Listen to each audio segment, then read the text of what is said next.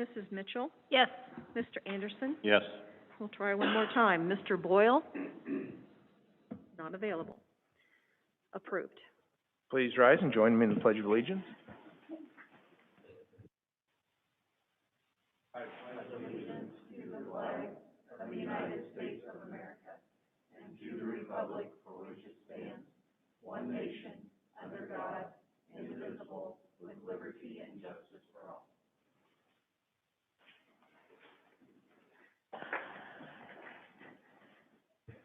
Very good, thank you. Thank you for everyone joining and participating in this evening. Next item on our agenda is recognitions. Dr. Burke? Yeah, I think we have something really excited to bring to you. So I'm going to turn this over to Michelle Hackney. Good evening. I do have some good news this evening. Well, on January 6th, we received a very important call from Dr. Randy Watson, our Commissioner of Education, informing us that Molly Dugan, right here, was named one of the 32 state Horizon Award winners. And hundreds of teachers are nominated over the course of a year across the state of Kansas for this distinguished award, and only 32 generally each year receive this, with Molly being one of those. The Horizon Award winner is sponsored by KSDE, and it gives all school districts across the state the opportunity to nominate one elementary and one secondary teacher for the award. To be eligible for the award, the teacher must have successfully completed their first year of teaching and distinguished themselves as outstanding. Molly is a graduate of PSU 2019, May. I remember her screening interview well. We were so fortunate to be able to snag her here in the district. She is an English teacher at Spring Hill Middle School. Prior to becoming a teacher, she worked in the mental health field as a mental health assistant. I think that has benefited her a lot, as well as a camp counselor for Greenbush. So I'm just so pleased to be able to announce that Molly has joined the ranks of the 6 other Horizon Award winners that we've had at the state level for our district. So it's a very, very big deal. So congratulations.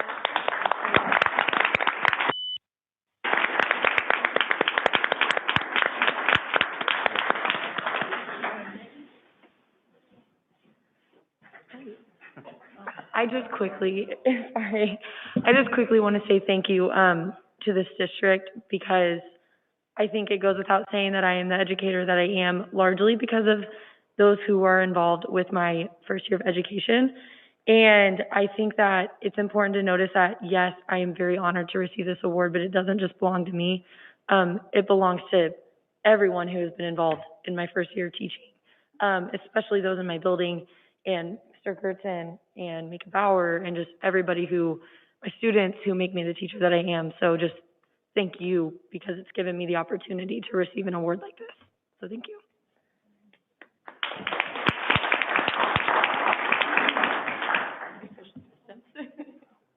We're good, okay.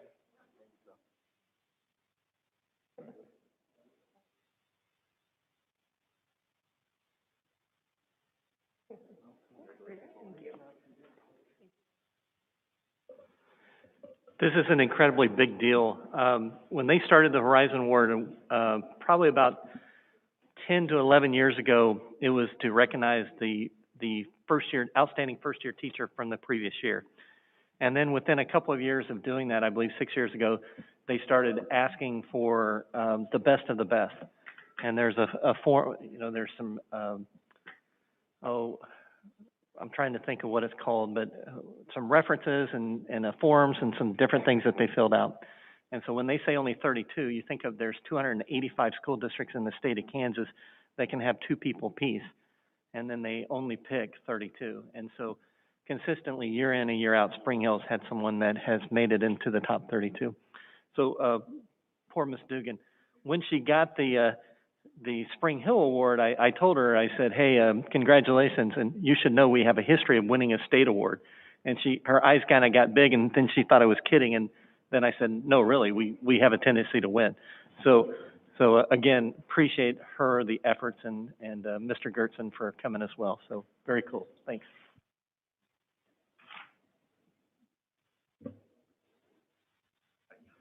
Our next thing is Spring Hill on the Move, and this is we've been doing this for quite a few years. We have a wellness program, and then years ago we got the smart idea to start we have incredibly creative students, and we decided to start having them create the logos for our shirts. And so with that, I'm going to turn it over to Ms. Hackney again. I've got all the good news tonight. If I could have Alex and Rachel come on up. Yeah, as Dr. Burke said, as part of our wellness program, we have lots of different wellness initiatives. And one of the most well-received and most popular of all of our wellness initiatives is that Spring Hill on the Move. We've expanded that not only to have students to help design those T-shirts, but also to involve students in many of our wellness initiatives. So I have Alex DeVinny here. And Alex, if you'll hold up the front part of the shirt. Alex, submission was the winner for the front. We had a really fun theme this year with 2020, trying to make light of some of the difficulties. So Alex was able to design that front and was amongst many other submissions for the front of the T-shirt. We have Rachel Bottoms here, who's the back of the T-shirt. And what's really, really cool about this, not only having student involvement in the process, but also that ability to ask for revisions. We put the design ideas in front of our wellness committee. We vote, we kind of decide on the top few. We send those back to the students and ask for revisions. And I think Rachel and I were talking about the revision on this one was adding that logo, which was just such a nice touch. She gladly took that on, added that logo, and you all have a T-shirt of your own to wear proudly, so our staff will be wearing these throughout the year for some of our events. So we have Alex DeVinny and Rachel Bottoms. Any questions for them or anything? They do get a little gift card for their efforts, so they've got paid for their designs, and hopefully can buy themselves a little something. Are we doing the screen printing of the shirts here? We bid those out. We've been, Okay. The low bid has come in from the same gentleman for the last couple of years, but that'd be awesome down the road if we would do that. Were these the first ideas you had, or did you start and then move and change? I had the idea for mine pretty much right off the bat when Yeah? I heard that the theme was walking away from 2020, so I had the idea of wanting shoes that were walking away, so. Good, well done. Alex? I had created at least about a page of sketchbooks of different ideas, and I sifted through a lot of different resources from both teachers and peers amongst us, and a lot of what stand out was the logo you see before you, so I turned that into the Illustrator design you see. Very good, thank you. This is a big deal. There's a lot of students that submit, and we have a committee that goes through this. So can we give them a round of applause as well?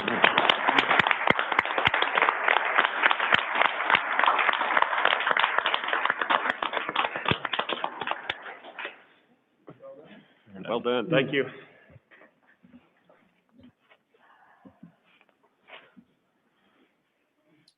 Next up, we have Rod Sprague from Woodland Spring Middle School. Good evening. I just want to take a minute to recognize a few people that have worked especially hard over the past few weeks. With going back to in-person learning, one of the number one things is making sure we have a lot of the mitigation factors in place. And I want to recognize our custodial crew, especially Richard Roberts, who has done a phenomenal job just coordinating everything, making sure everything's there. Elizabeth Hoffman is also working with us too and filling in a lot of spots throughout the building to help out with a lot of the cleaning, a lot of the just making sure materials and everything gets where it needs to be and cleaning supplies get where they need to be. Those two have done a phenomenal job during the day, keeping our school operating. And I just want to give them a big thank you because they've done just a tremendous job for our students. I also want to recognize our life skills teacher, Whitney Smith. Life skills is a job that takes a lot of talent. And it's not just a one-size-fits-all type of program. And she's done a tremendous job doing everything she can do to meet the needs of her students. And it's a lot of work to do that and a lot of coordination for her to do that. But, you know, it's one of those things where she's all over the building all day long. Her kids are everywhere and she's meeting their needs and she's done a tremendous job with it. And I just wanted to recognize her tonight. So Other than that, we're finishing up our basketball season. The play is almost ready to go. I'm really excited about what we're seeing with that, and I can't wait to do our performances. Next, we have Spring Hill Middle School, Trevor Gertzen. Kind of exciting to be here in person to speak to you guys. One of the things that Ms. Dugan did not mention, to go back to her, is her students affectionately known her as Queen Dugan, and there's a whole backstory to that, but it's just part of what makes her special and unique with the kids is the relationship she builds with them. So next time you see her, make sure to address her as Queen Dugan. Recognitions, there's a lot because, as you guys know, going back to in person is a large undertaking for us. And so my recognitions are very broad, and I'm going to make it narrow, specifically with the nutrition services for the work they did, not only with the meals for those people that are coming to the building a couple times a week to pick them up, but now that we're back in person, those hot meals they're delivering. Our custodial staff, as Mr. Sprague referenced, how hard they work to take care and keep the building clean each and every day. Our front office, those gals field so many phone calls to keep the building moving, answer a lot of questions, keep the building in a moving forward pace. More than anything, our teachers, and for how hard they work, and I know they're so excited to see kids in person. It's just so different than when you see them on a computer, to be able to have them in person and talk to them. My instructional coach for the work she does with the teachers as well as students. My counselor, Ms. Riffle, for all the work that she does, and she's definitely kind of had even more opportunities to work with kids now that they're back in person to interact with them. But I want to focus just for a second on Ms. Weitzel, the assistant principal at the middle school and activities director. She's done a tremendous job navigating the waters in her first year as the assistant principal. As you know, activities change on a daily basis, as is, and then when you throw in the COVID challenges, she's done a tremendous job navigating that, and then just kind of working with me, which is not always an enjoyable experience. And so we have a lot of fun together. She's a wonderful, wonderful leader and excited for her potential. Spring Hill High School, Mark Williams. Good evening. I have a special recognition I'd like to do tonight. It's a little bittersweet for me, but I'd like to recognize Gary Sutterby. Gary has been a custodian at Spring Hill High School for the past 17 years. He's been our lead custodian the last 15 of those 17 years. And last Wednesday was his last day with us. He accepted a transfer to be the lead custodian at Timber Sage. As a principal, I was sorry to lose Gary. Gary, I always knew the building was going to be ready to go each and every day.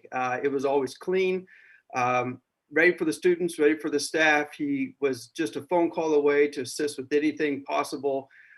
He also had all the activities up and running, and really appreciate for Gary for everything that he did for us. We're sorry that he's leaving us, went to Timber Sage, happy for Timber Sage, but I'd like to just recognize Gary Sutterby for everything he's done for Spring Hill High School. Wolf Creek Elementary School, Beth Cooper. Good evening. Everybody is working very hard here, as you all know, but today, just because of the time of year, I want to recognize those folks who are outside every day in the morning and the afternoon. We have people out front helping with cars, and we have people out back helping with buses. It takes a lot of people, and no matter what the weather, they are out there with bells on, they are cheerful, they are interacting with children. And this year in particular, this is about the only face of our school that our families really get to interact with personally. So, you know, the face that they put on is just even more critical than ever before. We get a lot of compliments and a lot of positive feedback from our families. They're very grateful for these folks who are out there, rain or shine, or cold or heat. And I know sometimes it can be a hard way to start the day. So I just wanted to thank all of our car duty and bus duty crews tonight for everything they do for our kids. Timber Sage Elementary School, Darcy Sly. Yes, good evening. Tonight I'd like to recognize our 5th grade students and our 5th grade teachers. When I got here, I decided that I would add in a piece to our parent newsletter about some of the staff so that they could get to know the staff, the families could get to know staff better since they aren't able to come into the buildings. And so I asked the 5th grade teachers if they could take on having a couple of their students each week write up a piece about a staff member. It didn't matter who it was, didn't have to be a teacher, could just be a staff member here. And they have just jumped in and taken care of that for me. I don't have to check on them. Every Thursday, I get an email and here's my piece. I don't have to give them questions to ask. The 5th grade kiddos take care of that themselves, and they've done a really great job, and I appreciate that. The other person that I want to recognize is Keenan Odom. He's our school psychologist. He has done a phenomenal job this year, just helping us with problems here at the school or situations that we have. He's just a wealth of knowledge, and we really appreciate him. He jumps right in, has fun with the kids. You'll find him in a classroom just hanging out with kids, talking, and he's just done such a great job, and we really appreciate everything that he does for us as well. So I want to thank him. I believe Jody Cole with Prairie Creek had a IEP meeting that she needed to be at tonight. So we'll move right over to Spring Hill Elementary, Tammy Endicott. Sorry, I couldn't figure out how to get, I'm on my phone. I couldn't figure out how to get it unmuted and my video on. Good evening. I am wanting to recognize tonight a team of really just my whole team. We had something go on today, and I made a call out and said, anybody that's available, please come to the office. So we needed some assistance on some things. And the number of people who always drop whatever they're doing, if they're not with students, and come to the office to help is just remarkable. And, you know, typically I have to send people away and go, we're covered. And I'm thinking I'm going to get 2 people, and I end up with quite a few. And so I absolutely love that about our team. They are excellent at just stepping in whenever there's a need. And I very much appreciate them for being that way. The other thing that I wanted to, or the other people I wanted to kind of recognize tonight, is I wanted to recognize just our elementary team and the other principals in general. I love being able to call on any of my elementary peers, my fellow principals, when I need to process something or just talk through something. And it doesn't matter who, I can call any of them, and they're right there. And if I don't get a hold of them, I usually start reaching out to my secondary peers, and they're always willing to help answer questions and just brainstorm, because sometimes our jobs are difficult, and we just need time to process through with other people. And so I do appreciate our administrative team a lot for their assistance in helping me process things. So directors, anybody have an other? Mr. Wilson? Yes, this is Cindy Jottos, Special Services. I've got a couple areas I'd like to recognize tonight.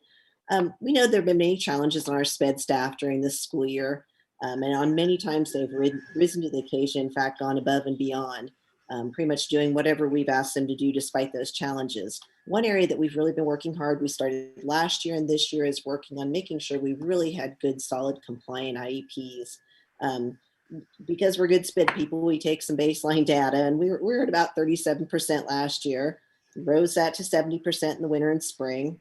Came back in the fall here, 68%. That's not too much slippage, so we're pretty happy with that. And our recent November, December data showed we're at 83% compliant.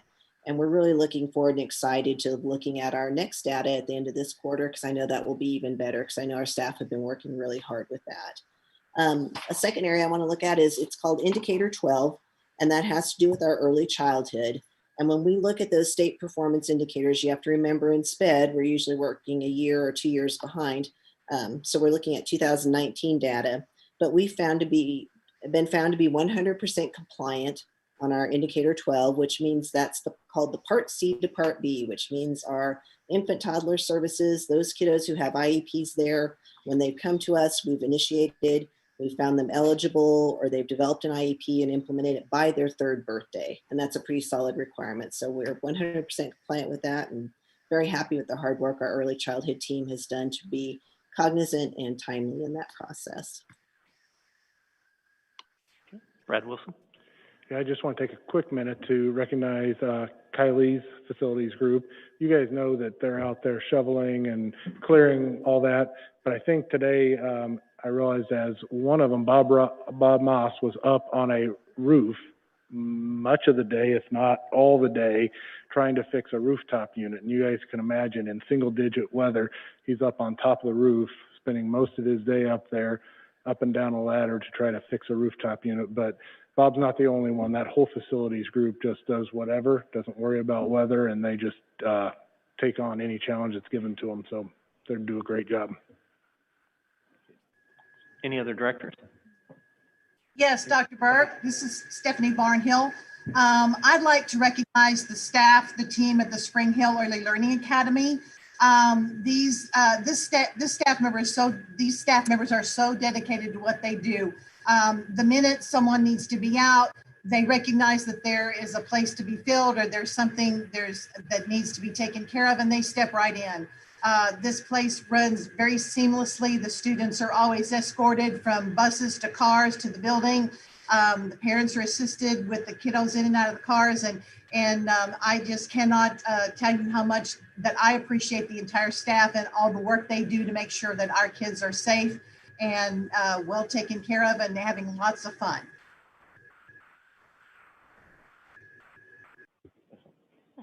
I do too. Go ahead. No, I was just gonna ask Kylie how those, new snow plows are working that we bought. Just wanted to make sure that the cab over and all that stuff worked well so far. Good. So I just want to publicly thank you, Dr. Burke and Mr. Wilson, and your teams for all that you have done to put the plan for everybody to feel comfortable going back to school, for the teachers that you brought in, and all the hard work. I don't know that we're talking about things constantly, and I just want to take a minute to say thank you to you, and please pass that along, and thank you. The positivity in this room is exciting. I love hearing all this information, so congratulations to all of the schools. And then also, I think I just want to say thank you to my fellow board members and recognize each of you. Our board retreat was very productive, and I left there feeling encouraged and very proud of this community, very proud of this district and our future together. So thank you. I wanted to recognize Michelle Hackney.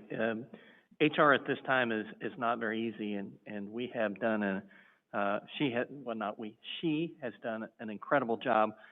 We brought in some candidates for a principal position, and we were very, very excited to hire the new Timber Sage principal. We're going to be visiting with you later tonight about the new director of teaching and learning. And then on Thursday, we have applications for the new director of communications. And the amount and the quality of candidates that have come through is just amazing. So just wanted to publicly recognize the incredible amount of hard work that's gone into that. So thank you, Mrs. Hackney. Anybody else? Turn this back over to you, Mr. Updike. Yeah, thank you. Always good to, a lot of times we don't say thank you often enough, and it's good to be in a district where it's easy to find that, to have a conversation about a lot of positive things going on. Moving on to the next agenda item that we have is business with individuals, and that's public participation. I know I do have some cards here. Before we start that, I just want to talk about public participation. The Board of Education gives an opportunity during a meeting, and it's under this public participation agenda item, to hear comments from the public. Now, there is an exception to that. According to district policy, the board will not hear personnel complaints concerning any employee or groups of employees of the school district or any person connected with the school district during an open session. All personnel matters are referred to the administration, who then report to the board during executive session. So it's important that we understand that. The board president maintains control of the floor during public participation. The time limit set for speakers is generally not to exceed 3 minutes. We will hold the time allotment not to exceed 30 minutes. If at the end of 30 minutes we still have people that haven't had a chance to speak, sticking to the 3-minute time limit, by consent of the board, we'll extend that another 30 minutes to a maximum of 60 minutes. If you haven't spoken at the end of 60 minutes, your cards will be held over so you can speak at the next stated meeting. We did have that situation at our last board meeting, and so I have a few cards here of people that we ran out of time and we didn't hear them speak. So I want to call them first, and then we'll move into this evening's cards. First is Scott Brown.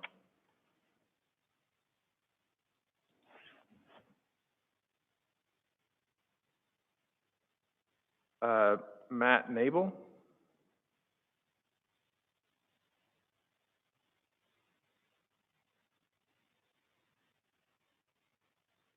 Jason Wilm.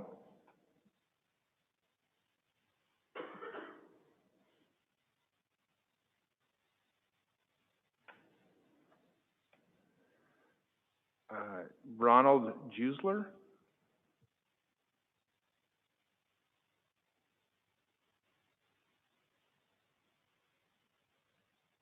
Clint Dominic.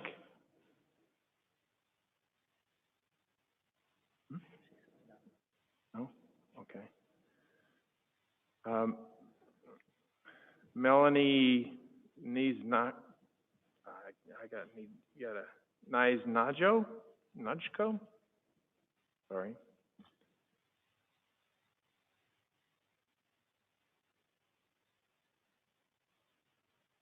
Anna Fraley.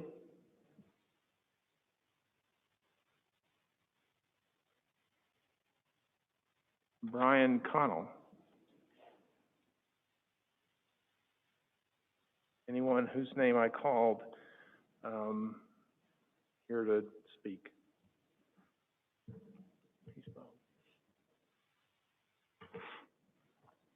Okay, moving on to this evening's cards received this evening. We'll go.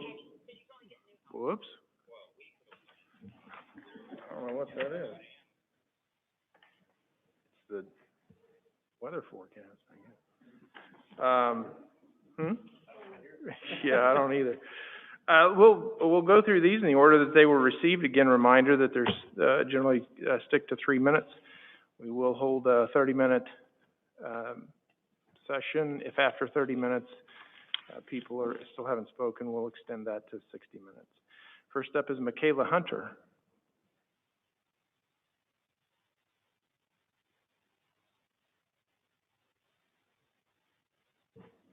My name is Michaela Hunter, and I'm a senior at Spring Hill High School. First and foremost, I want to make it crystal clear to you all sitting in front of me today that just because our numbers appear to be small, that there are more people than you are even aware of concerned about the decision made at the January 25th board meeting to abolish gating criteria. The consistent cherry picking of data to fit your agenda and throwing out what you don't agree with is unprofessional. Plenty of parents, students, and especially staff are afraid to voice their disapproval of this decision because they're scared. They have people to be scared of, and quite frankly, it's sad they're made to feel that way in the first place. I'm not going to be scared into submission by anybody, peers, parents, or anyone in a position of power. I want to mention that the display of character I saw at the January 25th board meeting by citizens of Spring Hill was pathetic. Teachers do more than just teach, and they're a beacon of hope and guidance for the future. There are some students' only listening ear. I myself and many others can vouch that the teachers here at Spring Hill go above and beyond every day. They have been doing the best they can do with the circumstances right now, and still most of them only get paid under $40,000 a year. They are a modern-day hero in the era of COVID-19. They are passionate about their job and the students they teach. The way they were talked about and treated at the past board meeting was disrespectful and lacked sympathy. I am here to show teachers and vulnerable members of this community alike that I care, and I am sympathetic towards those whose situations I may not fully understand. I have been struggling with mental health problems and ADHD since I was an elementary schooler, since before I even knew what mental illness was, and so I am used to the educational system failing me. I have had to learn how to pull my own weight since day one, and citizens at the last board meeting completely invalidated and insulted the voices of those who truly struggle from mental health issues. They whined and complained to get their way, and you let them have it. Apparent mental health issues caused by not being able to go back to school in person encompasses a way bigger issue that needs to be addressed but is being ignored out of privilege.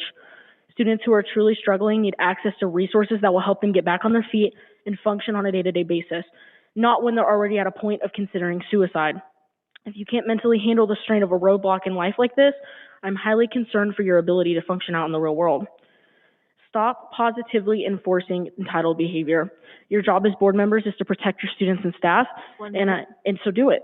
I am not trying to take away physical school. I am simply putting pressure on all of you in front of me to make it safer for everyone involved. I've been informed that teachers are not getting all the supplies they need to keep themselves and their classrooms safe. They need to be supplied with more hand sanitizer, more rags to clean, medical grade masks, and other safety measures. I've spoken to teachers and many of them want plexiglass dividers for their desks. This shouldn't be a demand in the first place, and it's upsetting that I have to say any of this at all, but teachers should not have to buy this stuff with their already measly paychecks. Also, why do we decide when cases are actually lowering to funnel kids back into the building with very little safety measures? Won't that just continue this horrific cycle? If you're going to do it anyways, please make it safe. Kids should be punished for not following the rules, but instead they're being allowed to roam free with masks on incorrectly and no consequences for it. There are claims being made that nobody is being forced into the building. I personally don't think any options were given after this decision was made. Not only are staff being forced into a crowded building full time, but kids are abiding by an official agreement that they assigned back in December when we still had the gating criteria. And I was informed that any student who now decides that they don't feel safe going back in person and want to back out will no longer graduate from Spring Hill High School or walk with their peers on graduation day. They technically will be graduating from the Insight School of Kansas. That's hardly a choice. And just because you're the Board of Education doesn't always mean the decisions you make only affect schools. The people most likely to be fatally affected by COVID aren't students, but that doesn't mean that students of this community can't potentially spread COVID to these vulnerable people. Not everyone who is immunocompromised or otherwise in a high-risk group has the privilege of being able to lock themselves down into their houses until this is all over, especially when there is no COVID relief from the government for them to do so. COVID has an incubation period of 2 to 14 days, and I guarantee you that every student and staff member is not going home and locking themselves in the room for the rest of the day. They're going out with friends, they're seeing family, they're running errands, and all of those activities when you're asymptomatic can be potentially dangerous for others for simply having to go out and live their lives. Kids are only getting tested when they feel sick, and from what I've been informed, if a household member shows symptoms or tests positive first, then the case is marked as an off-campus exposure. Who knows if COVID was contracted at the building or not? With a long and inconsistent incubation period, it's almost impossible to tell. And with the majority of the student body in the building, contract tracing is near impossible. If you truly care about your students, staff, and community like you say you do, then make the right decision. Spring Hill secondary students need to be going back in person with more safety mechanisms in place, and I will not stop my fight until the safety of this community is put first over entitled citizens. Thank you for your time.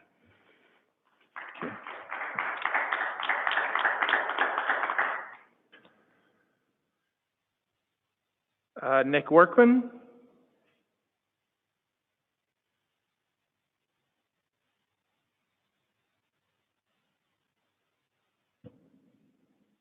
Good evening. My name is Nick Workman, and I am a senior at Spring Hill High School. Let me get straight to it. I'm frustrated with you. Thanks to you, I'm afraid to go to school. Thanks to your decision, I no longer have trust in you. This reckless decision to abolish the grading criteria was made based on misinformation, dirty politics, and selfishness.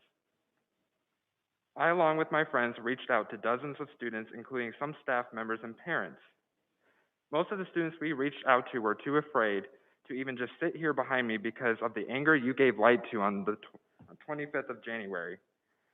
I am an in-person student, so let me just explain to you how it looks since you clearly are not aware. There are too many students with the full force in-person learning.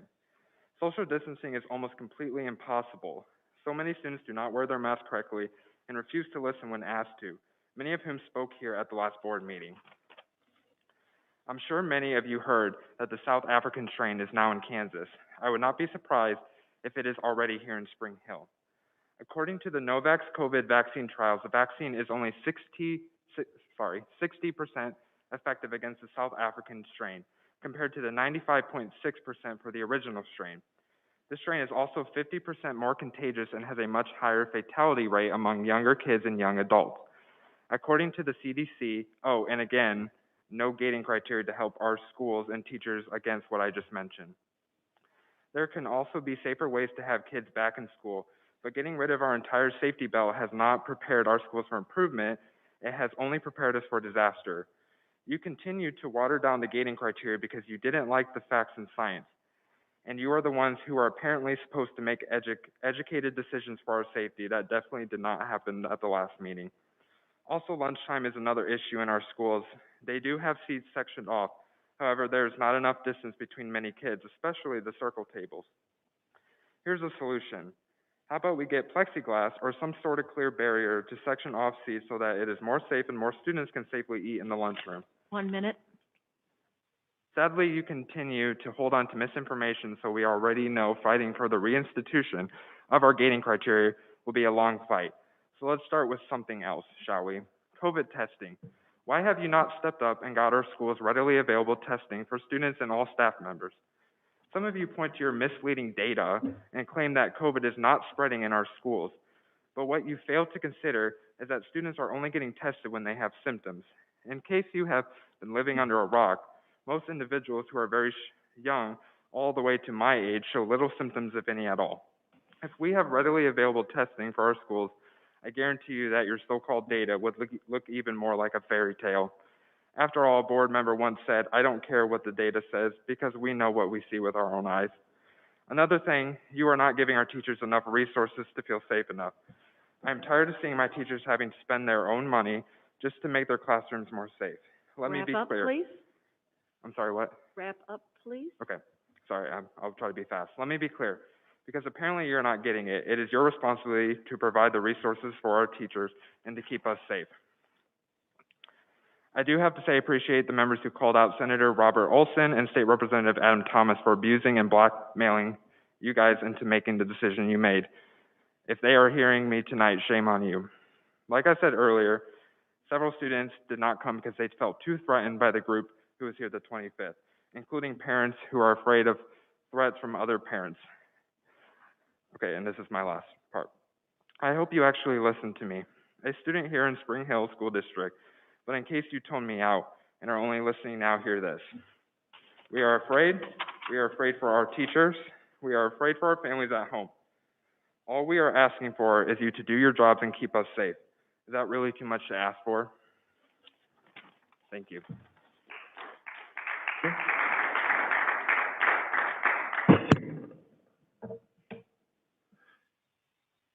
Madison Knudsen?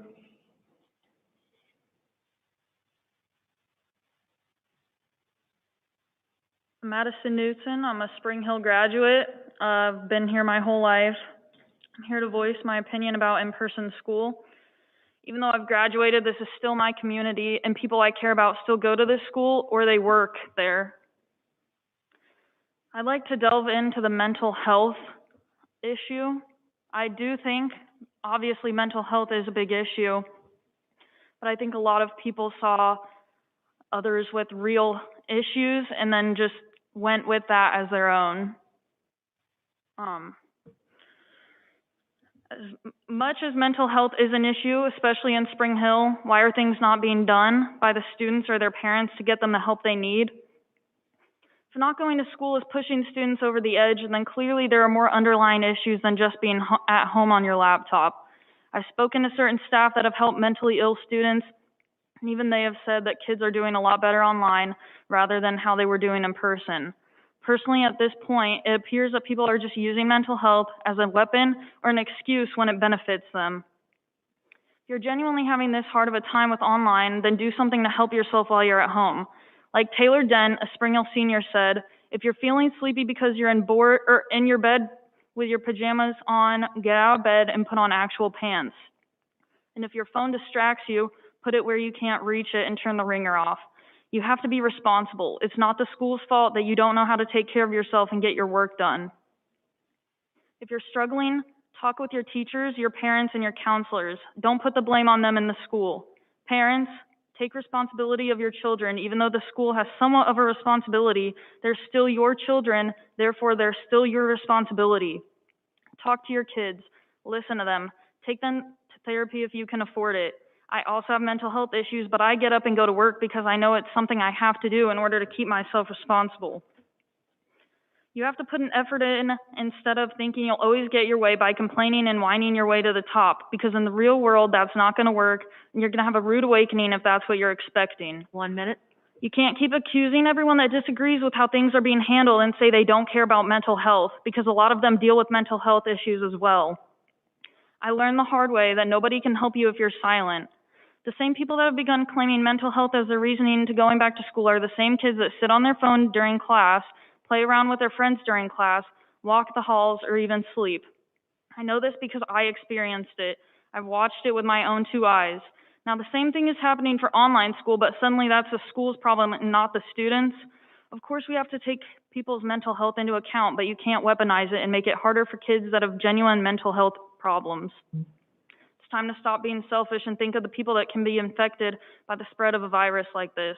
I highly recommend that the board members think over their decision again and give it some thorough thought. If you listened and agreed with me, thank you. If you would disagree but still listen, thank you as well. Thank you. Kim Workman?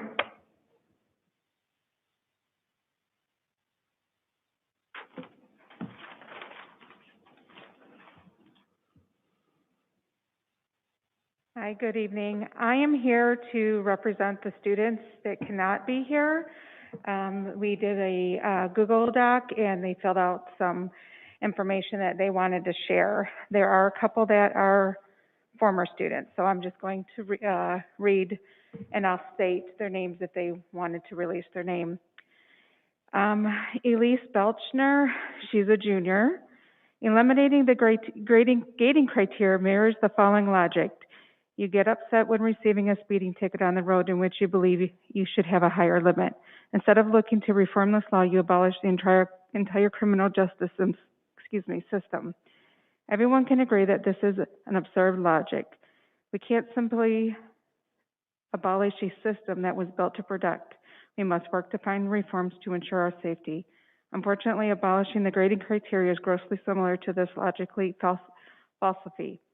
You cannot just eliminate something on the pure basis that you don't like it. That is just immature and irresponsible. We must learn to adapt. It is not unknown that online school is less than desirable. However, it is much more appealing than the fellow option, forcing an uneducated to return to school only to face a spike in positive cases, deaths, and quarantines.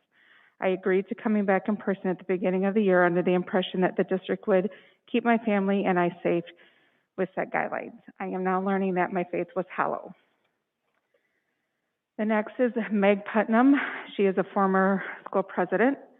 The decision to move all students back to school was ill-intentioned and decided by a board who was bullied by selfish parents and students with little regard to others. As each new month comes, the end of the core on the rise seems to farther away. It is unclear to me why Spring Hill is unwilling to plant its feet and stand their ground on what they believe in.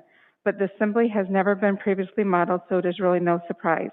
As educators, leaders, and citizens, the board makes choices that have long-lasting impacts. 1 minute.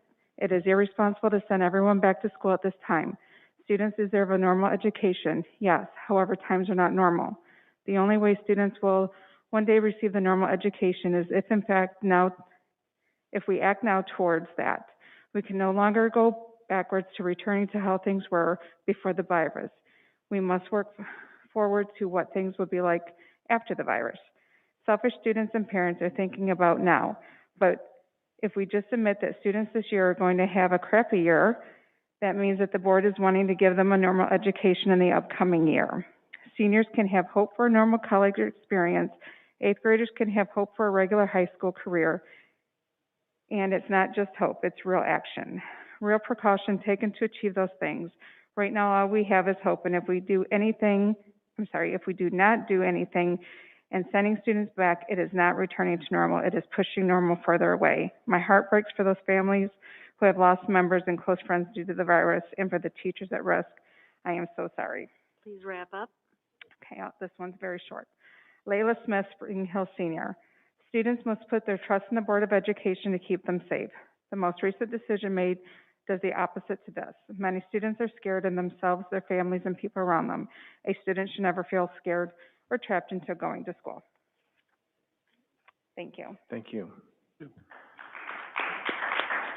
Jason Workman?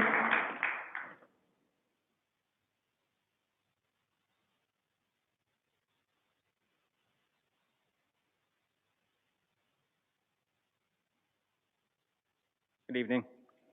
I'm here on behalf of some of the students and parents. We have Spring Hill Senior. Here is your opportunity to make a statement that can be shared to the Educational Board. We may or may not use all statements given, as board meetings have speaking time restrictions, but please be assured that all your statements are highly appreciated and will be read. There is no obligation to fill this out. Oh, never mind. I'm reading something else. Where is the survey? Why did not everyone get it? Is this truly the time we should be going back to school? The second strand is even more contagious. With that, we are going to just say to stay in school because we have no gating criteria. A junior at Spring Hill High School. I feel it is in no way, shape, or form okay to return back to school at this time because of COVID outbreaks in a second strand that has now been located in the U.S. This strand is supposed to be much more contagious by an amount of more deadly as well, including causing a risk to children's and young adult and teen health. I feel in no way safe being packed into a facility of that size with the magnitude of people. As we can see, the strategy of going on lockdown has worked for multiple countries such as Australia, New Zealand, and specifically Melbourne. These areas have been covered free or only have not had 1 to 2 cases in the past 6 months. This pandemic is not about you, so get over your egos and your struggles. Suck up your first world problem and do it to protect those at risk who have loving families. Spring Hill High School graduate. Many good friends of mine are still in high school, and the board's decision to abolish the gating criteria will reap nothing but negative results. As of writing this, there have been 430,000 deaths from COVID-19 in the United States, a number that continually rises each and every day. As someone who's had COVID and had to miss both Christmas and New Year's Eve with my loved ones, I know what it's like to feel trapped by this virus. But the week and a half laying in bed with a fever of 101 to 103, the dizzy headache that is present from waking up to going back to sleep, and the ability to spend time with my family for fear of them getting it serves as a constant reminder to me. This is not something that any responsible parent would subject to for their child. Their responsibility to keep students and faculty and other members of the community safe lies in the hands of the school board, and they need to make the responsible choice. Abolishing the grading criteria puts lives at risk. Wrap up, please. Okay, last one. Ladies and gentlemen, I have been seeing a lack of care for the students and the teachers' health. I was absolutely stunned when you abolished the gating criteria, bringing in the potential for more cases. Right now, January 29th, 2021, I've had 25 emails about presumed positive cases, more than 30 cases that would spread more. If you continue with the decision to open up the school and abolish the gating criteria, it scares me that I continue to see these emails. I'm not even in physical school, but there are older teachers and students and weaker immune systems that I love and care for that could get this deadly disease. This isn't and shouldn't be a decision of politics or wealth. This needs to be the discussion of the overall health of the Spring Hill and science. Thank you for your time. Thank you. Debbie Dominic.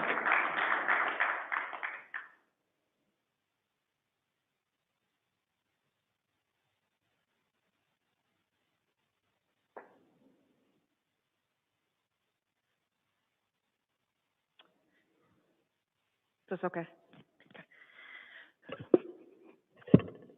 Hello, good evening. This is my third meeting here over the last 6 weeks or so. And again, I just want to thank you all for your time and allowing the public to come and talk and to really listening and hearing our voices. I know that it wasn't easy, the decision that you guys made 2 weeks ago. I do want to tell you though, and I want to encourage you by letting you know how things are going at my house. My senior in high school on Monday, the first day back to school, was out of the house by 7:30 in the morning. I mean, I can't even explain how big a deal that is. He's usually not even up until 7:40. He was gone by 7:30. He was so excited to get to school. He's not going to tell me he was excited, but his actions showed he was so ready to get back to school. In fact, he hasn't missed a single class since he's been back to school. I can't even count on one hand how many classes he attended maybe while we were online this semester, because he was just so unmotivated for class. My junior, he's just been laughing so much. It's such a huge change in his mood around the house, and I love it because we don't get a whole lot out of him, but he's constantly cracking jokes lately and laughing about everything. My husband told me that the other day when he picked him up from school, he got in the car and was so excited and was talking about what he had done in the weight room. My youngest, it's a 10th grader, and he kills me. He's awake. He wakes himself up. And this is awesome because I've been saying this all along. They need to be waking themselves up, but maybe we baby them too much and help wake them up in the morning. But I know I certainly had to do that during online school. But he's been up every day by himself. He gets up, takes a shower, and is ready before anybody else. He's the one who needed it probably the most. He's a very social person, and he really needed to see his friends. 1 minute. I also wanted to say less missing assignments. I know that every house is not like mine, and a lot of kids were not struggling like mine were, but mine that were doing such a great, having such a hard time with this, I mean, it's just amazing how they're actually turning in their homework. I also mentioned a few weeks ago about how many kids are at our house all the time because I need that for my kids. They can't stay away from their friends. And so we were putting ourselves at risk by letting all these kids in the house. But that was important to us. We too had COVID. My husband also has an immunocompromised disease that put him in the hospital for 10 days with COVID.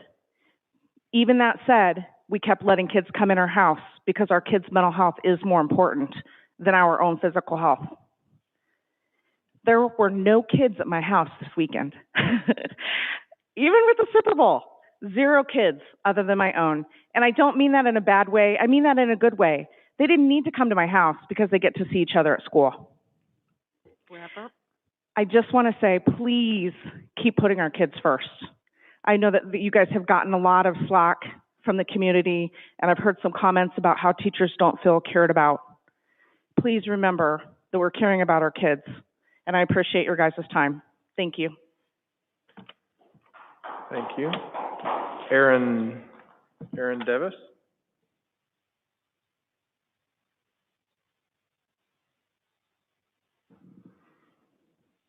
Hello, I'm Erin Davis. I've been here a couple times, so I just wanted to take a minute and thank the board for removing the grading criteria. In 1 week's time, I have already seen marked improvement in my son. He gets out of bed, he showers, he brushes his teeth, and actively participates in life and education once again. He no longer just lays in bed all day in a dark room. He said that he is so glad to get back in person where he can see his friends and teachers. It is refreshing to see a little pep in his step when heading off to school each day. He has been working hard with his advisory teacher in trying to bring up his grades to an acceptable level. He has turned in all missing assignments. In-person learning is how he learns best. It helps him pay attention and focus during class, which is something he previously struggles with in remote learning. I attended parent-teacher conferences and am communicating with his teachers, and we have a plan in place to get him back on track. Your vote to put these kids back in school in the classroom full-time has done so much for my family and my son in a short amount of time. I'm very anxious and optimistic about the next several months. We finally feel excitement and hope for the future. And just to be clear, some of the comments tonight, I don't take too kindly to the notion that I criticized any teacher in the previous meeting. In fact, I explained the amount that I have learned about the many roles of educators. In addition, I don't take kindly to that some pretend to know how my son learns best. Shame on those who assume that because my kid struggles in remote learning that he is somehow at fault and he is lazy. I think that even educators realize that children learn in different ways. And then finally, in regards to the shortage of supplies, if there is a shortage of supply, I am happy to donate anything that might be needed, or I will gladly create a sign-up list for anything that is needed at the school to see what the community can come up with, because I guarantee a lot of people would be willing to contribute for the cause. So thank you very much. Thank you. That concludes, that's all the cards that I received this evening. Moving on to our next agenda item, which is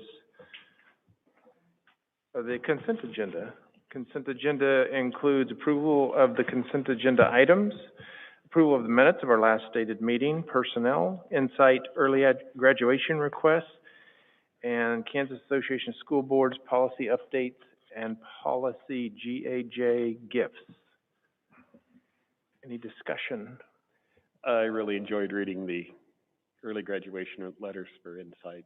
One particular young man that bought the truck and the camper, and he's been going out and hunting and stuff. Like, I think I'd like this guy. Well, I just want to say about early graduation requests, one of the action plans that we've had with Insight is growing their graduation rate for students to complete on time. Having early graduation requests is a great step forward, and I'm so excited for them and the students and parents that they get to graduate early and get out into the workforce or get to college or whatever they're doing. I didn't know if Ms. Barton would like to say some words as well on their behalf.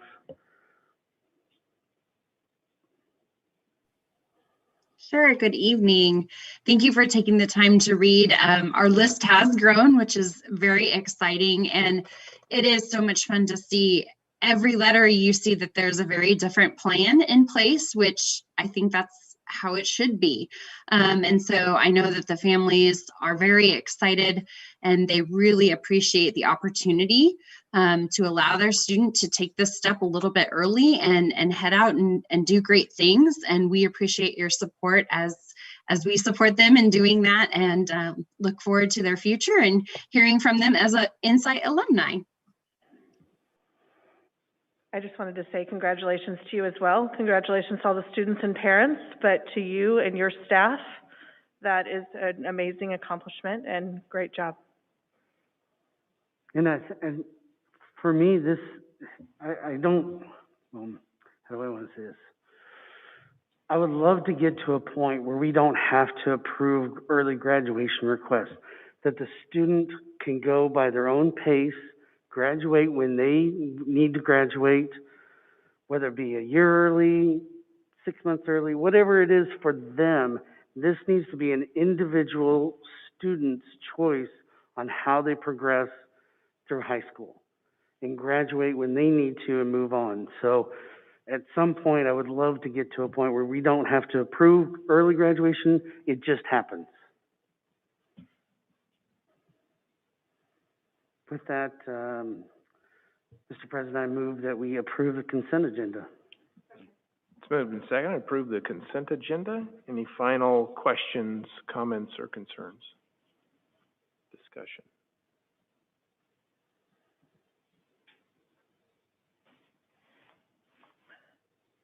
Candy, please collect the vote. We'll begin the vote with Mr. Hoffman, Yes. Mr. Winbolt, Yes. Mr. Updike, Yes. Mrs. Mitchell. Yes. Mr. Anderson, Yes. Mr. Boyle, Yes. Mrs. Sealing. Yes. Approved. Very good. Moving on to action items. This is refinancing of bonds. It's a pretty exciting topic, actually.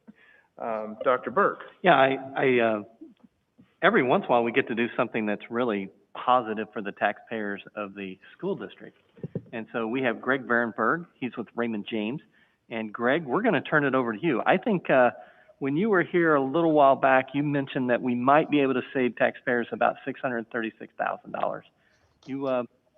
We anywhere near that, Greg? We are, and I do have good news this evening, and so thank you for letting me join the board meeting.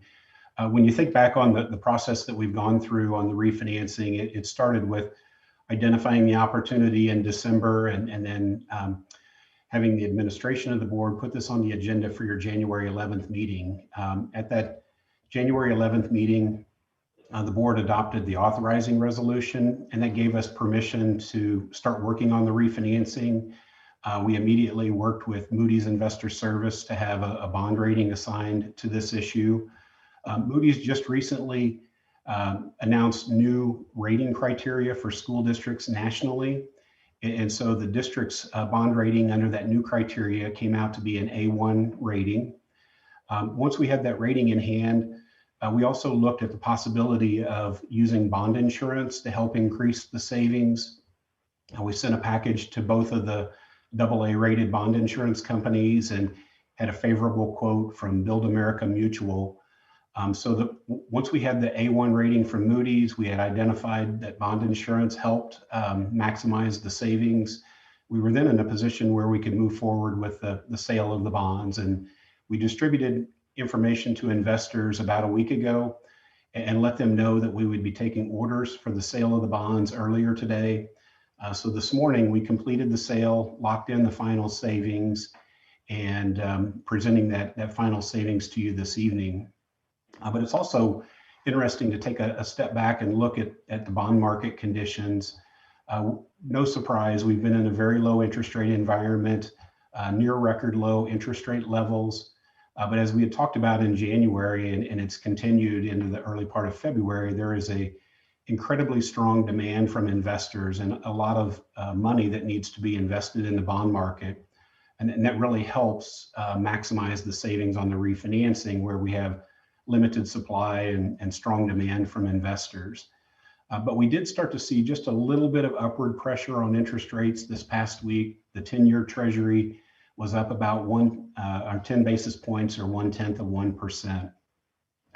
But when you look back at the estimated savings and then compare that to the final results, in mid-December, we started to see a savings on a portion of the district's bonds.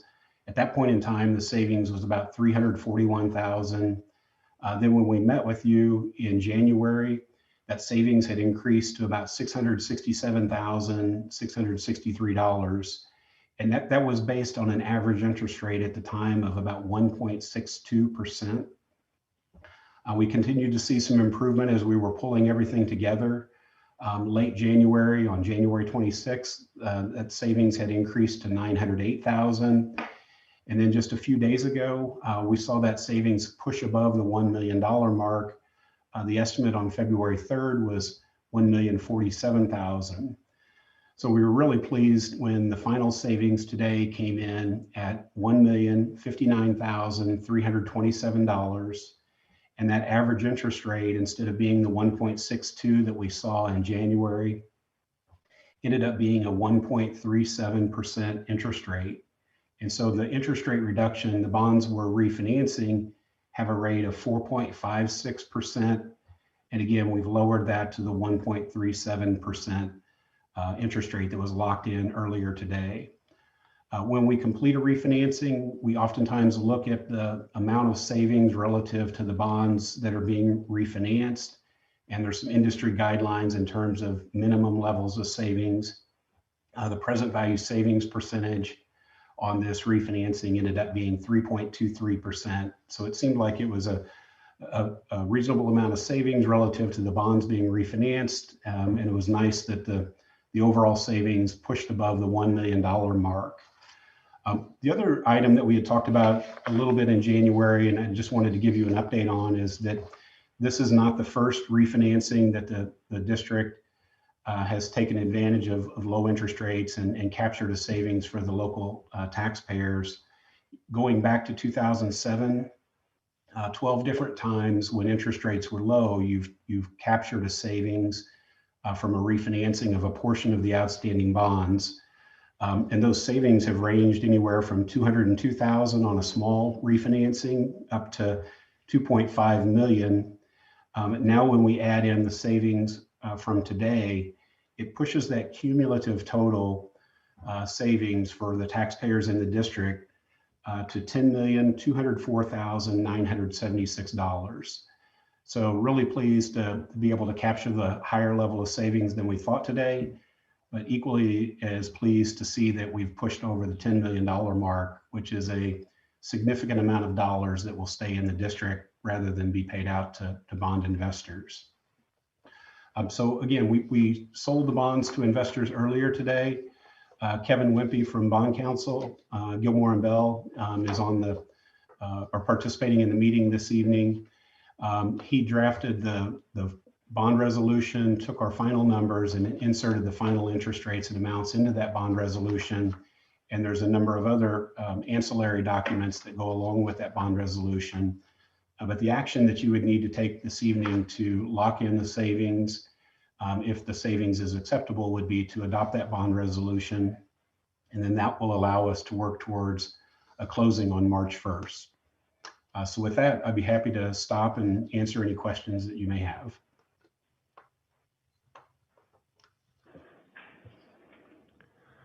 You mentioned that Moody's changed how they rate school districts, and yeah, we have a A1 bond rating. Did we see any kind of an impact from that change in how they rate and view school districts? And I think, I don't remember the exact amount, but I believe there's about 600 school districts that are impacted by this new criteria nationally. And so Moody's announced this new criteria shortly after we started this process. Previously, under their old criteria, you had a rating of AA3. Under the new criteria, it's an A1 rating. So it did change the rating for the district. And I think you're not alone, and this isn't directed specifically at the Spring Hill School District, because there's a number of school districts that are affected by this criteria. It did change that rating from AA3 to A1, but I would say that I don't think that hurt the outcome of the refinancing at all, and you can obviously see that from the savings. Your bond issue was well received by investors, and that change in criteria and change in rating didn't have a negative impact at all.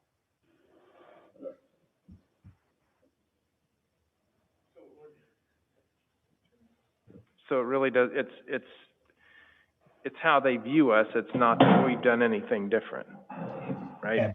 Absolutely. Okay, all right. Any other questions?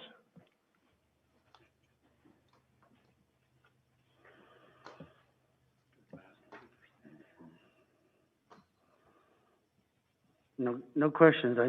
I'm thrilled with the savings that we're getting. And again, this time $1 million and taking us over $10 million has really helped our taxpayers in the long run, and hopefully we can see some tax levy go down in the following years. No guarantees, but it would be great to see. Plus, knowing we will have new bonds coming up in the future, this will really help that out. Mm-hmm. Any other questions or comments?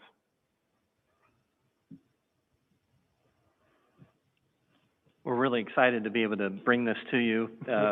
Never say never, but I've said never twice. That keep saying it. Whenever we saved $2.5 million, I said there's no way interest rates will ever get that low again, and we'll be able to do this.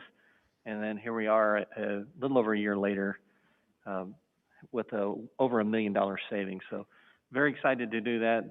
That's helpful with our mill levy in the future. That's $10 million that we don't have to spend out of taxpayers' money. So very positive. With that, we recommend that you go ahead and approve the sale of these bonds. Mr. President, I move that the board approve the resolution entitled, "A Resolution Authorizing and Providing for the Sale, Issuance, and Delivery of $31,815,000 of taxable general obligation refunding bonds, Series 2021 of Unified School District Number 230, Johnson, Miami County, Kansas, Spring Hill, for the purpose of providing funds to refund a portion of the issuer's outstanding general obligation bonds, providing for the levy and collection of annual tax for the purpose of paying the principal and interest of said bonds as they become due, making certain covenants and agreements to provide for the payment and security thereof, and authorizing certain other documents and actions in connection therewith." Second. Moved and seconded to accept the USD230 Series 2021 bond resolution. Any final questions, comments, or discussion? I just want to say thank you to Raymond James and definitely Greg for bringing this to us. It's one of the great things that Greg has done for us over the years, that whenever he sees an opportunity, he brings it to us. And it's resulted in over $10 million of savings to our taxpayers. So thank you, Greg, and all of your staff at Raymond James.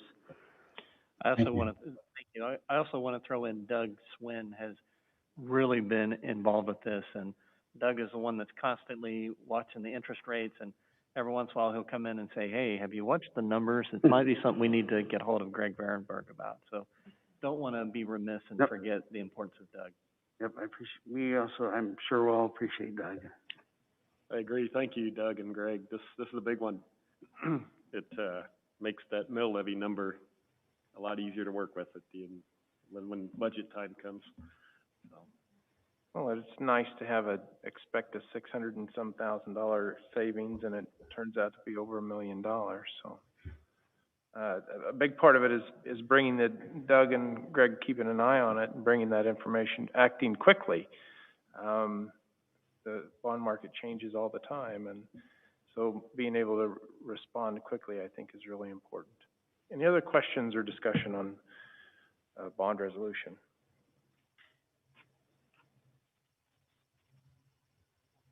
Candy, please collect a vote. We'll start the vote with Mr. Winbolt, Yes.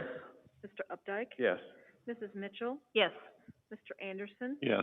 Mr. Boyle, Yes. Mrs. Sealing, Yes. Mr. Hoffman, Enthusiastic, yes. approved 7-0. Very good, thank you. Moving on to district vaccination sites, Dr. Burke? Yeah, last week, we were contacted by Johnson County Health Department, and we were able to start vaccination for our employees. And I believe they originally, and that, I should also say that we were able to get the bus drivers with Apple Bus involved in that as well. Originally, they came out with a number of 45 vaccination spots. I think when it was all said and done, Michelle, you'll have to help me, 153? So we were able to get 153 of our employees through the first round of vaccinations. With that being said, our employees had to travel either to, I believe, Olathe Northwest or to Blue Valley High School to get those vaccinations. And what I would like the board to consider is being able to offer those, at least have the opportunity to have the vaccinations on site within the Spring Hill School District. The way it's set up is you need pretty much 3 large areas. You need one area that you can have the people socially distanced as they come in and get ready. You need a second area for them to be vaccinated, and then a third area where you could monitor their progress and to make sure that they have, they're not having an adverse reaction to the vaccination. At this point, we're not asking for our nurses to be involved with that. All we're asking is for our district to be able to be used as a possible site. Doesn't mean that they'll come this far south, but at some point we'd like to be able to work with Miami County and like to work with Johnson County and be able to offer that opportunity for us to have the vaccination within our area. Talk to Greg Goheen. He does not feel like there is a liability issue if it's on site. Seems like the biggest liability issue is who is actually issuing the vaccinations and making sure that the people giving the vaccinations are trained. The recommended action mentions Children's Mercy, but I don't know that Children's Mercy will always be the one that's providing this, but it would not be under the care of Spring Hill School District. It would be some kind of medical entity. So again, I would just love to be able to offer this, and at this point, I'm only asking this to provide a vaccination site for our district employees. So not even asking for community or our students at this point. I will probably come back to you in the future and ask for that. But at this point, I'm just asking for this for our employees. And with that, I'll stand for any questions. So we've vaccinated 153 employees so far. And that was by a prioritized list, if I understand correctly. That is correct. We got, everybody that was in phase one, or at least the opportunity. You know, just because you're in phase one, a person may have chosen not to take that opportunity. And I believe we significantly got into phase two. Is that correct, Michelle? And then we are also able to offer, to all the employees, I believe, at Apple Bus. So felt good that we were, you know, originally they're offering us 45 and we're able to triple that. So hopefully with the next round of vaccinations, we were hoping it would be this weekend. It doesn't look like it'll be this one, but next weekend, we fully expect to maybe get really deep into phase, or the people that are in phase two. So That was gonna be my next question was, even though I know that projected timelines right now, it all just depends on how many doses the health department is receiving and then distributing, not just to the schools, but also to all of our health systems. It's a challenge everywhere. But I'm glad to hear that it's moving forward. So what you're asking tonight is to be a vaccination site for employees, though, not That's all I'm for asking for community right now. members. Okay. For employees who opt into the vaccination. that is correct. Okay. The other thing is there is something for availability. So one of the things that they talked to us this last weekend is that there may be people who don't show up. And as you know, the volatility of the drug is only for a certain amount of time. And so we had a call list, and Michelle, you'll have to hear me. We had 20 people on the call list that if vaccine was available, could you leave right now and get up there within 20 minutes and get the shot? And so again, this may all be for naught. They may not want, we may not have enough population for them to even want to come farther south, but I'd like to at least have the opportunity to offer that. A very good idea to have that call list. We've ran into that within the hospital system because it can only be thawed for so many hours before it has to be wasted. And at this point, we don't want to waste any vaccination. So good work, good job on that. I know that HR and our nurses work together on having the priority list and then constantly contacting these people and making sure that they were able to go online, they were able to secure a spot so that they could go in. And then again, having people that were available, if all of a sudden at the last minute they had spots available, that we could get those people in, so. I've got a question. About having the site, available. So, so you're saying Children's Mercy is gonna have emergency personnel and ambulance there if somebody has an extreme overreaction to the? I don't know if they'll have an ambulance there, but they'll definitely have personnel there, and then they would call 911. But once someone is vaccinated, they have them take them to a back area, and they monitor those people. They don't just put them on the road. And so they have staff that are watching for those people. But there is a real chance of somebody having a severe reaction. I would assume that they will bring, like this weekend, we did a community-wide 2,000 shot, and they had a crash cart, and it was at a church for enough space. But a crash cart there, I would assume that they bring all of the necessary, but that's something that we would want to confirm for sure. And then they do have to stay in observation for 15 minutes following. So a crash cart versus an ambulance, I can't say that there'd be an ambulance, but I do know that they had personnel there that was trained in case of an emergency.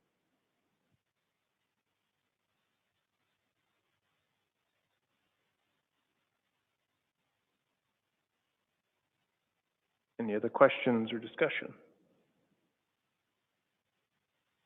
I just gotta have to say this, and it's my opinion. You guys can ignore me. I know y'all crazy, but I just feel our God-given immune system's the best there is, that we should be doing more to strengthen that than relying on an experimental way to improve this system by forcing our body to produce an artificial immune response. There's a real risk of immune system overreaction as seen in past attempts to produce a coronavirus vaccine. Mr. Anderson, I'm not arguing any of that with you. What I'm saying is, if our people are going to go ahead and get the vaccination anyway, why are we forcing them to drive so far to do it when we can make it available for them so much closer? Gotcha. That's all I'm asking for. Mr. President. Sorry, Eric, I was going to say I think it would be a very different conversation if it was a mandatory vaccination. This is people that are opting into. It's just it looks like we're advocating it, though, is all I'm saying. Eric? President, I move the board approve the use of district facilities for the purpose of administering COVID vaccine to district staff. Period.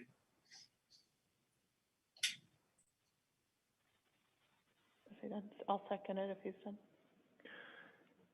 It's moved and seconded to approve the use of district facilities for the purpose of administering COVID vaccine to district staff under the auspices of Children's Mercy Hospital. And these are employees that have chosen to get the vaccine, and employees only, correct? I didn't include the Children's Mercy because Dr. Burke said that he wasn't certain that it would always be that. Okay. I would say that it would have to be some type of medical facility. It could be Advent, it could be some other, it would not be a non-medical entity. Okay, so did you get that correction? I'm checking on it right now. Yes, I can take that off. Any final discussion or questions?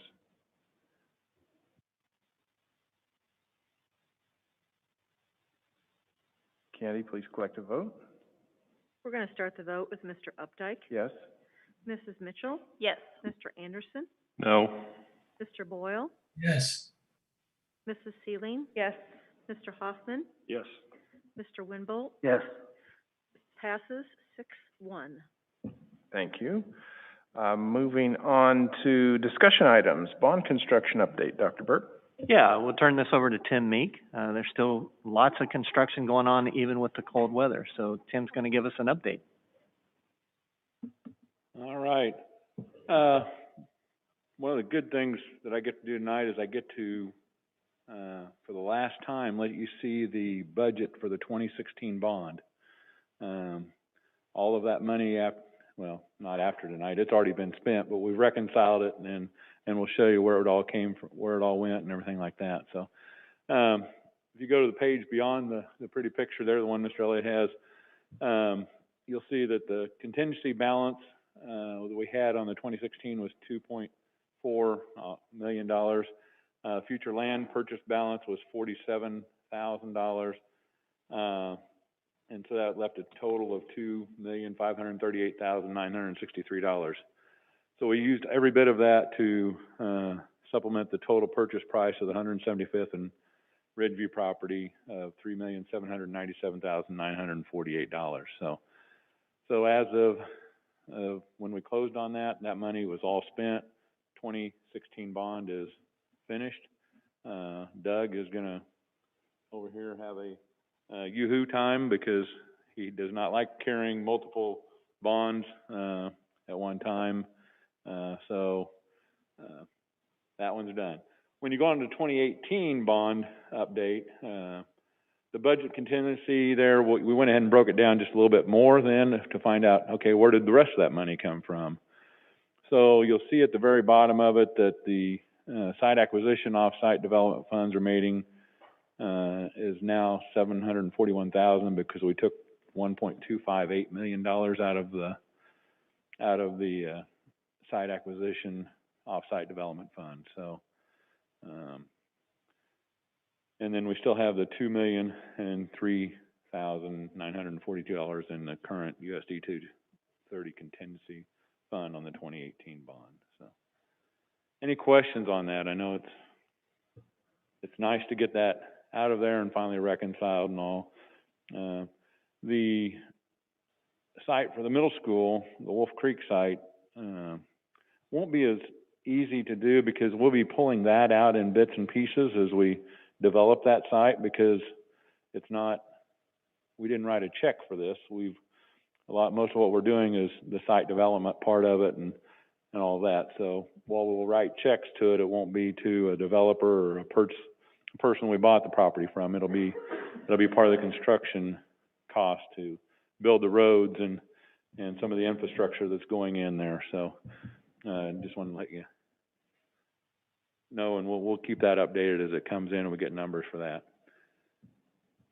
Education Support Center, we're working on the final financial reconciliation and closeout, of that. We're trying to get all the final numbers to the, JR and Company at this point. The metal building contractor and try to get final resolution with them on pay back for what they spend extra out of it. So, we've got a meeting even Wednesday with J.E. Dunn, DLR, and ourselves, and to work on that. Dayton Creek Elementary School still continues on schedule. As you look at the pictures down below, you'll see that it's moving along pretty well. Next milestones: completing casework, flooring installation, permanent network connections going in, complete concrete site work, pre-punch. List walkthrough. Pre-punch sounds pretty good right now. We're already getting to that point. Challenge successes. Water 1, we actually have water into the building finally because they got the water lines all put around to that. Daco Painting, LMG Plumbing, both of our plumbing and painting contractor have been doing a great job getting their final touches on the building. A couple of pod areas and stuff are just about ready for the pre-punch. Kitchen equipment installation went very well. Lithco, Nate Apple Construction, they're our flat work. It's been a challenge with them. Lithco is our contractor record. They've subbed it out, a lot of the site work out to Nate Apple. They haven't always done the best job, I believe, of sharing with Nate Apple the flow of work that we need. It's getting done, but it's a little choppier than what we'd like to see, so it's not gone as quick. Midwest Glass and Glazing, our glazing contractor, they've just had a hard time getting in some parts and pieces and finishing. Nothing that's held up anything else, but you just want to see them get done. Safety reports, 282 days of no accidents, no lost time accidents. A couple of pictures there, you'll see the discovery areas. When you look at it, the stage, band room, you'll see that the flooring is in and stuff. Partitions are going to be coming shortly. You look down the hallways, you'll see the frames in for the clouds in the hallways. The little mountains are being painted. Most of those are already actually done now, 5 days later. So middle school number 3, scheduled to open fall of 2023. Pre-construction phase right now. We'll have site excavation bids being opened on the 11th, Thursday. We'll have them to you guys at the next meeting on the 22nd. As long as all the bids come in good and we're happy with them, we'll be bringing them back on the 22nd. And then building structure bid, we're still looking for 4/14. 21 is the date that we'd like to open the bids, providing everything. Okay. And then have those bids to the board by 4/26/21. So Phil will give you a quick update on the land process there. So this particular site, we've closed on 175th and Ridgeview. That went really smooth. We are waiting for Johnson County to file the plats for this area. They have them. Everything is complete from a paperwork standpoint. We are hopeful this week to get that nod that that's done. That's the only thing that we're waiting on. So Mr. Updike, we may be reaching out this week for the closing documents on that property.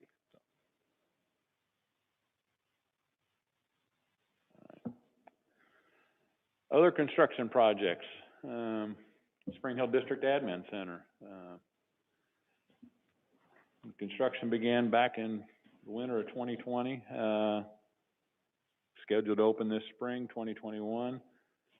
Right now, the next milestones are the installation of the AV in the boardroom. We actually started on a little bit of that today. There's the projection screens and stuff like that needed to be done before we can finish the ceiling completely in there, so those are being taken care of. A few things, and if Mr. Elliott wants to say anything different than what I'm getting ready to say, visiting with SciTech, our AV contractor. There's been a few things that are a little slow to ship because of, I would suspect it's COVID, so, and to get their final engineering done on it, so, just as soon as we can get that in and get it up and going, we'll have the AV in the boardroom done, so. Complete furniture install in progress. Most of the furniture should be finished this week. Complete the open punch list work. There's only a couple of items that were left. We really wanted to have the punch list done before the furniture came in, which is not how it usually happens. Usually they're all going on at the same time. This time we were lucky and had it pretty well done when they came in. Complete the project closeout. They're working on that right now as well from the construction portion. Challenges and successes, trade partners, Schweitzer, who is our painter, Glenn Alspall, the casework people, did a great job of finishing up and getting everything done. Completed the storefronts, exterior metal panels, all of that. Another job well done by the two contractors there, Swickert Brothers on the exterior metal panels and Integrity on the storefronts. Our keying of the door locks to Pika Foundry, we've had a little bit of trouble getting the right cylinders from them. They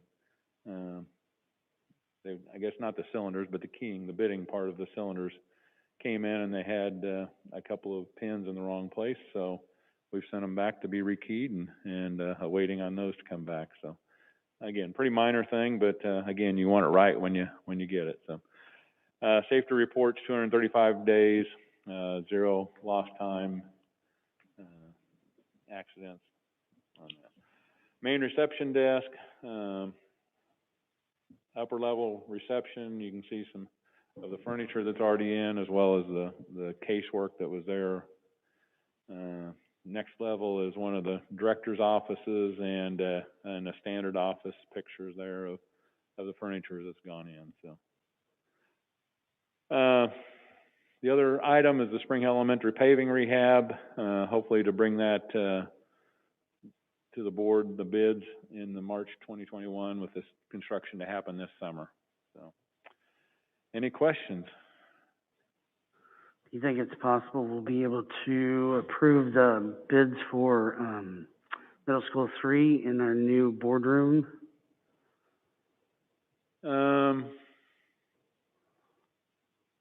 Being that's the last meeting of the April meeting? It could potentially be possible. It all depends on the AV, quite honestly, in order to pull off the AV and do it right. So we'll be real close to that. I know we always have shot for May, at least the first meeting in May. So we'll see where we're at on that one, and hopefully can get it moved up. So to that. Sounds good. I think we're all excited to get in there. Yeah, one of the things I don't want to I'd be remiss if I didn't say this.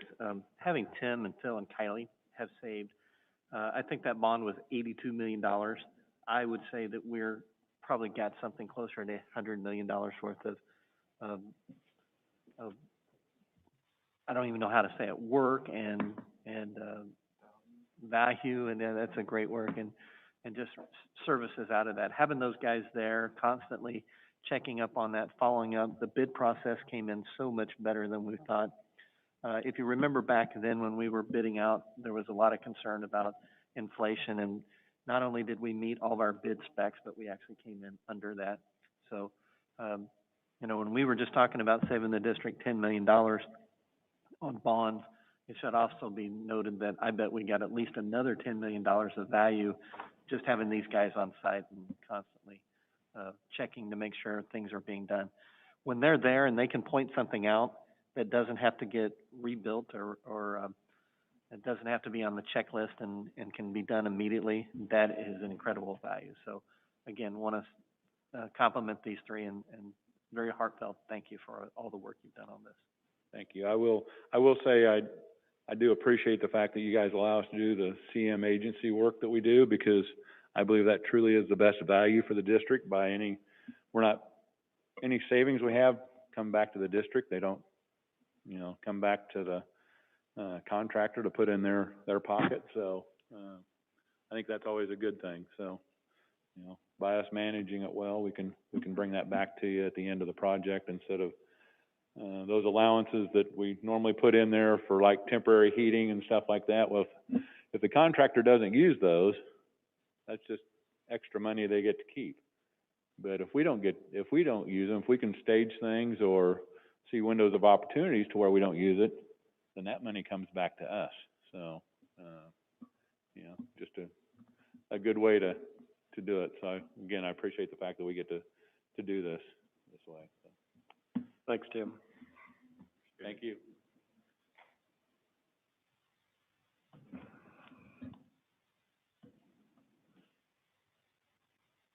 All right, thank you, Tim. Moving on to, district fees for 2021-22. Yeah, we'll turn this over to Doug Swin. We've done a really good job of being fiduciarily responsible, and I think we have some good news for our community. Well, good evening. You'll see my recommendations for this year after talking with various directors and staff. We wanted to be real careful not to raise fees this year unless absolutely necessary. We realize we have some families that have been hit hard with job situations, and so the good news is really the only thing that we needed to increase, and it was just to keep up with what we're being charged from Apple Bus, was the transportation fees.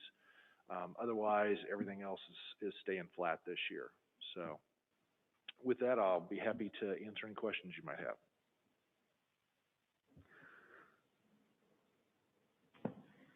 And those fees for Apple Bus are they just a pay to ride or everybody? Yeah, just pay to ride. Yeah. So the cost is being passed on to the pay to ride people. There's no real additional costs for. Right. If our cost, and per our contract, it's going up 3.8%. That's roughly what we passed on for, we increase there's 4 different rates. There's the 2 annual rates and there's the 2 semester rates, whether you have a single child or a family.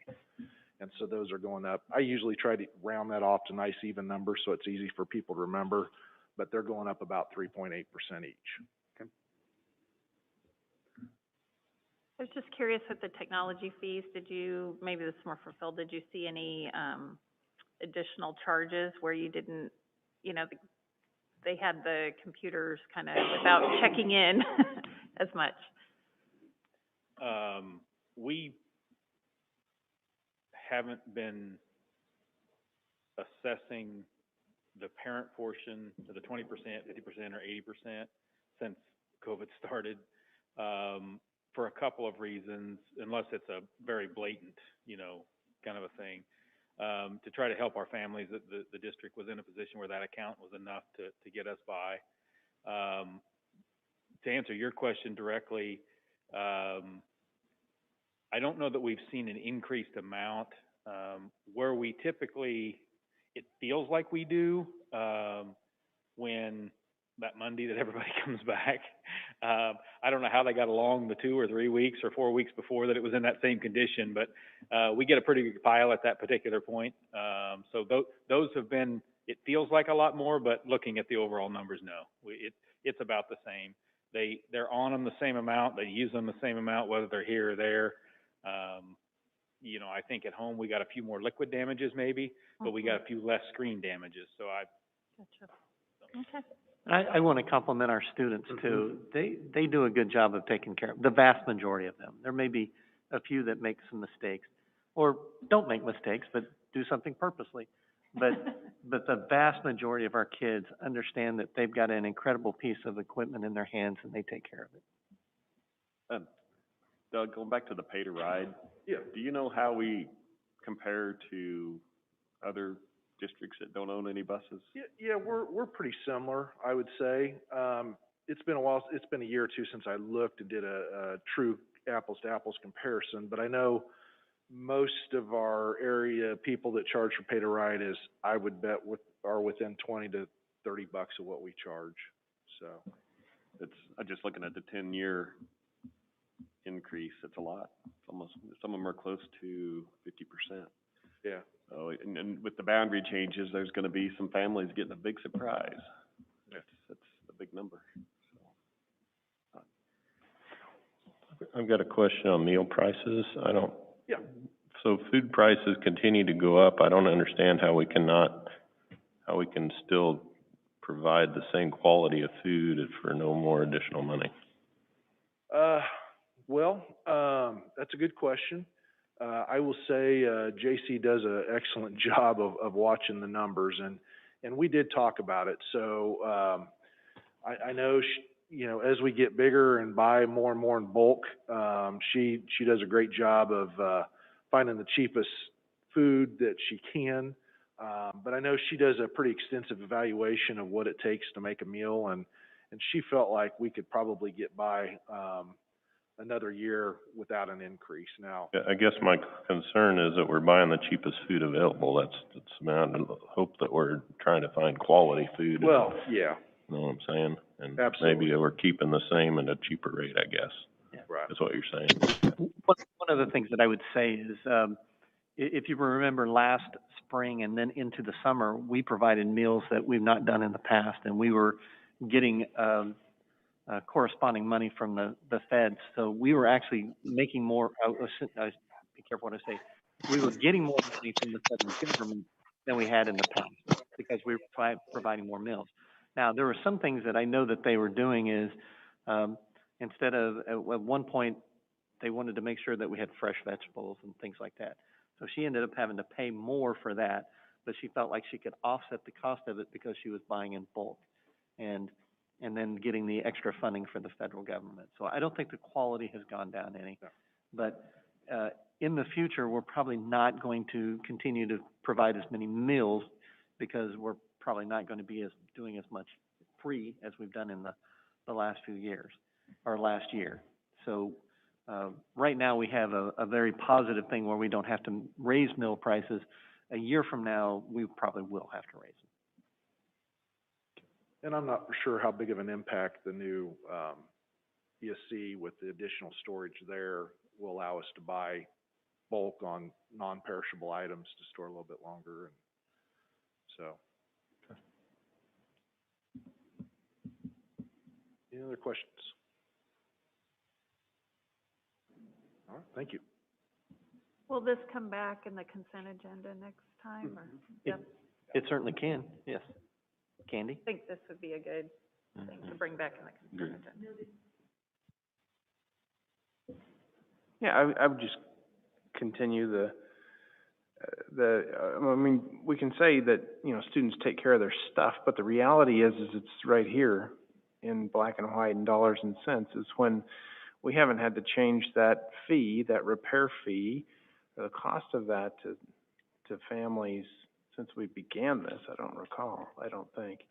And it is a testament to our students. It's a testament to the guidance and direction that our teachers give them. So it's really positive news.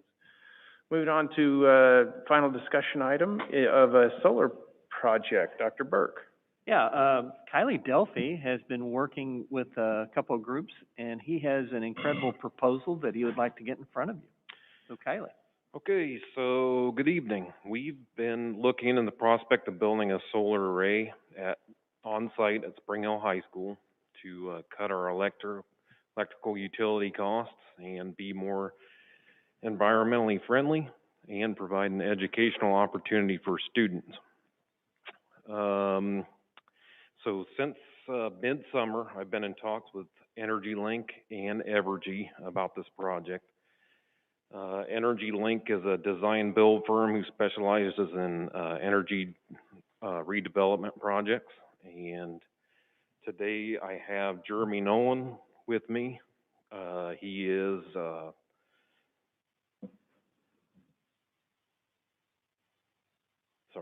Jeremy Nolan. He's the project manager for EnergyLink. And then I also have Evergy with me.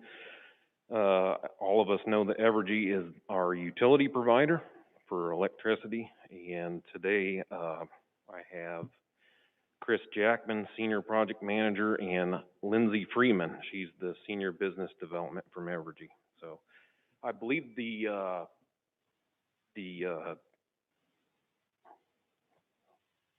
I believe the executive summary does a pretty good job of covering the project as a whole, but I'm gonna go through it piece by piece. I think there's three main pieces to this project, and you can break it down. The first piece is the design and build portion of the project. The second piece is the financial portion of the project, and then the third piece is the educational portion of the project. So the reason we picked Spring Hill High School as the best site to do this at is because it is one of the largest facilities in the district. It is all electric, with exception to, there's a gas line running to the kitchen and gas running to the science. Other than that, it is all electric, and it does consume a lot of energy. So the prospect of putting solar here would impact our energy costs pretty tremendously. So the solar array is 754 kilowatt ground mount solar array consisting of 1,840 solar panels. It's got 6 inverters, and we believe the best location for this is located at the southeast corner of the high school property. And the reason being is there is no, sorry. Kylie, did you say southeast corner? I'm sorry, not southeast. Oh, northeast corner, okay. That's correct, yep, sorry. Because we just built a district center Yes. right there, so I just wanted to make sure that. Wouldn't go there.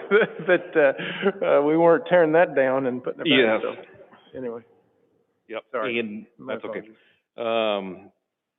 So there's no sewers in that area, so we think that's the best location for it. However, it can be put other places. That doesn't need to be the exact spot to put it, but. I've got a question on that location. Have we looked at, how that impacts with the facility plan that we put together several years ago? Is this kind of in a benign area, or? Yep, the master plan that we have for that. Yes, it does. There is an athletic field there that would go there. I believe I think that's all it's showing is just the educational building, but it shows like an athletic field there, so it would go right over that. And yeah, so And it just depends on what we do with the site in the long term too. Sure. I just want to make sure that we think about that when we're placing it. Is there, you have three things to talk about: design, build, cash, and the third. Did you walk through all of those? I'm just talking about the design and build at this point. All right. I'm gonna go on to financials next, and then the educational opportunity for students. So just talking about design and build now, it doesn't, like I said, we could put the solar array other places on site at Spring Hill High School. Matter of fact, one of the thoughts we had was to put it on the roof, but there's too many issues with roof warranty, the load that's on the roof, and our return on investment just wasn't that good having it on the roof. So we think with the land we have there around the high school, it's just the best location is to put it on the ground. So Yeah, I'm going to interrupt you for a minute. Phil, if you don't mind showing slide 10. A couple of things that we were looking at is that area that for the master plan, that is what we're looking at for possibly another middle school. But right now we have sites for 3 and 4. So we felt like by the time that if the district decided to put another middle school there, we could either build around the array or we could actually move the array at that point. So that's one of the things that we're thinking. The reason that we're not going due north is at some point the board might look at a CTE center or a 9th grade center. And if we were going to do that, we would probably need to do it due north of the school. And so leaving, because that would probably be more immediate than if a new middle school. So there is a method to our madness. And again, if we got to the point that we're going to do a middle school over there, we felt like we could move the fields around, or if we had to, we could move the array. So we're projecting this will be there for 20 years, but we feel like we're not going to be needing to do anything with that land for at least 15 years. So anyway, wanted to throw that in there. Yes, So the array will approximately take up about 3 acre space, just to have some perspective on that. There will be a weed bed and gravel base laid down prior to installing solar panels. And there will be a 6-foot chain link fence around the solar panels. And then additionally, Control Service Company is our current building management system. This solar array will tie in with that current system. So we won't have 2 management systems going back and forth. We'll just have that one. We did talk to Control Service Company. They believe they can do this. This is something they can integrate the solar with. So, any questions about that, the design build of it? Did you say it's about 2 acres? About three acres, yeah, roughly. And so, I mean, I have questions about, you know, the cash and the payback and are there, but if we're just talking about designing and building, so if this, the way I understand it is, you can have batteries to store what you don't use, or it feeds back into the, I don't know who's from Evergy, but. It feeds back into the system. Does it, I mean, would we have, see, what I would be concerned about is having a whole big pile of batteries sitting out there and, you know, what do we do with that? Cause there's, you know, a lot of hazardous materials around that kind of thing. There's no batteries. No batteries. Yeah, so this would not, this could be integrated with batteries in the future, but for right now, the power that wouldn't be consumed would be fed back through the grid like you're describing. Okay, and so that's what drives this return on investment, I guess, is. Correct. Is that you're running your electric meter backwards? Is that a good way to describe it, so to speak? I mean, you're not using the energy, so Evergy buys it back, the excess back from the district. Is that how that works? Because we're getting into cash a little bit, but. Correct. Your majority of the power generated by the solar array will be consumed by the building, though. Only a slight portion of it will be fed backwards. And is it designed to meet 100% of our energy, electrical needs 12 months a year, or is there some kind of happy medium in there that we're shooting for, or what? So I don't have the exact percentage offset. Right, but you're probably at like 40 or 50%. You would be way overbuilding it if you were trying to go for 100%. Yeah, I would, because sunshine, I mean, sun hasn't shone for 3 or 4 days here, right? So we probably wouldn't be producing a lot. But in July, we're probably producing more than we're using because we're not in the buildings. And so you kind of balance that out, I guess. Correct. Okay, all right. Doug, I think if you had batteries, you might double the cost. Mm-hmm. Well, there's maintenance, there's there's acids, there's a lot of other things that go with that, I think. But okay, all right. I just I guess I have a similar question. How many days do you assume per year is getting sunlight? So that's all calculated. There's a National Renewable Energy Laboratory, where all that data comes from, where there's energy models. I don't have an exact number of days per se, but there are, you know, over 100 years of weather data where they track the sun hours per day, and, you know, that's down to the month, and that factors in your overcast days, your rainy days, your snowy days, and so forth. Okay. I had another question on the building. Where would you be putting the inverters? Out there or somewhere in the buildings? Inverters are there with the solar panels. Will they be in a separate building, or are they? Sit on the side of the panels. They're not. They're weatherproof, basically, is what you're saying. Okay. any other questions on design and build? All right, moving on to cash. Okay, financing. So Evergy has stepped up and said they will finance the project at no upfront cost to us. And Phil, if you could bring up that financial analysis, I think it's right there, page 11. So what you're looking at there, you got 1 to 30 years. And you can see there's no down payment for us. The debt payment to Evergy is $103,623. projected energy savings is $113,384. And that brings our, if you could scroll up a little, Phil, thank you. The net cash flow would be $9,761. So we're making that debt payment to Evergy. Now we can either do it at the beginning of the month, or we can wait and do it 12 months after. So it's within a year period. So we have the option to do either. And then our projected energy savings income, we get that 113, and then we get the net cash flow, and then you can see the cumulative net cash flow builds over time. And at the end of 20 years, we'll be at $1,214,259. Now that's projections. Now when they do when they dive into this and go a little bit further, they can really zero this in. But like you said, with weather changing, it's not always a given that we're going to get these returns. So,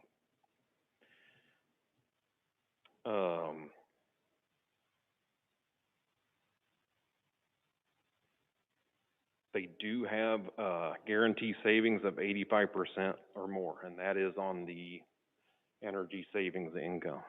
So they do guarantee it up to 85%. But like Jeremy knows, and he can talk about this, he's pretty confident in this, but he thinks this is really conservative. What the numbers are here, he thinks we'll be at 100% of it, and could possibly do even more on the return. So, and do you have any more to add on that? Chris can maybe speak a little more to the contract side of things, but as a part of this payment, you're also covering O&M costs, as well as Evergy's able to capitalize on the tax benefits, which passes the savings along to you of the system costs, as well as the inverters will be maintained for that 20-year life of the contract as well during that time. As far as the energy savings side, like Kylie mentioned, there's about a 4% escalator, and that's why those savings grow year over year. So as those, costs increase year over year, you start to realize a greater savings because you're not otherwise using that power that is supposed to be charged on your utility bill. Thanks for explaining the 4% escalator. Now, is that due to an increase in the kilowatt hour, or are we expecting to have more demand at that building? So those increases are across the board. So and with the integration to the controls, we're reducing your demand costs and your kilowatt hour, obviously, from the power fed back through the meters of the solar generation. So, yeah, but I'm looking at this, after 20 years, it's $113,000 change between year 1 and year 20. That's a big difference in savings. Are you saying that the kilowatt hour is going to go up that much in 20 years? Correct. It's historically 4% a year. So, you run the numbers out, that's the growth there. That makes sense. And that's also factoring in the solar's degradate at about 0.5% a year. So that's not quite 4%. So there is some losses factored in there as well.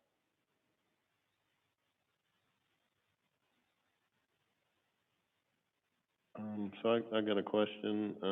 Does this impact the cost per kilowatt hour of our non-solar power? If we're feeding power back into the grid, does it make the rest of our power go up? No, you would maintain. It'll be the same? Yep. Okay. At the end of 20 years, we own the full grid, all of it, correct? So is the average life expectancy of these panels 30 years then, or would it go beyond that, or is that just an estimate? The panels themselves, there will be a 30-year production warranty.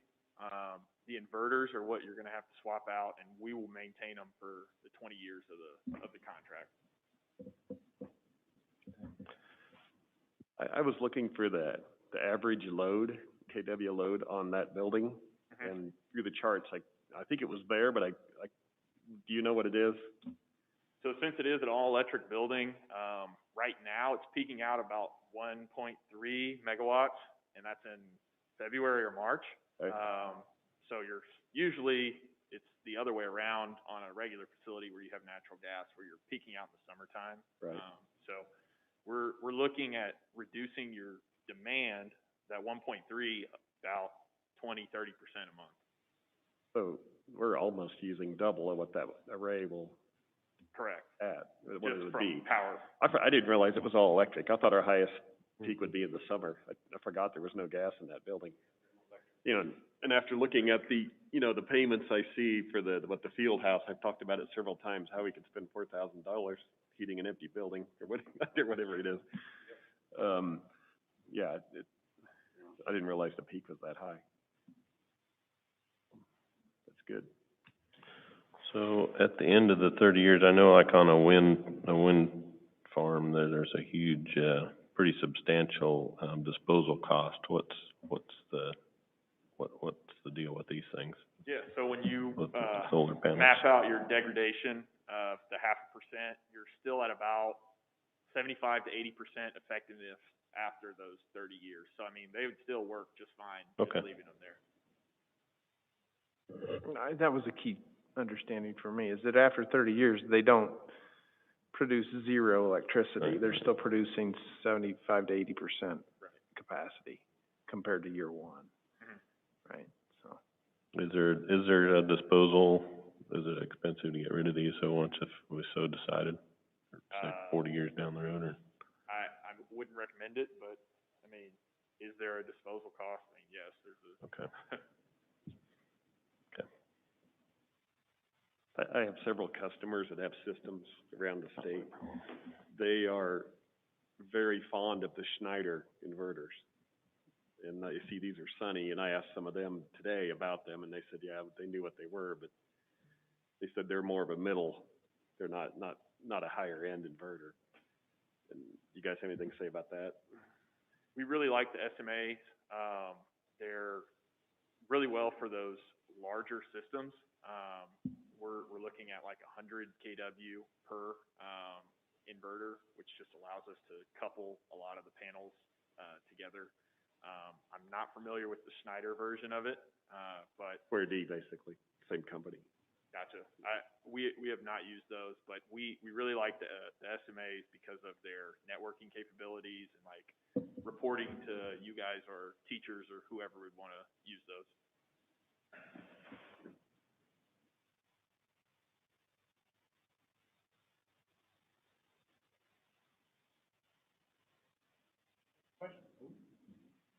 Any other questions?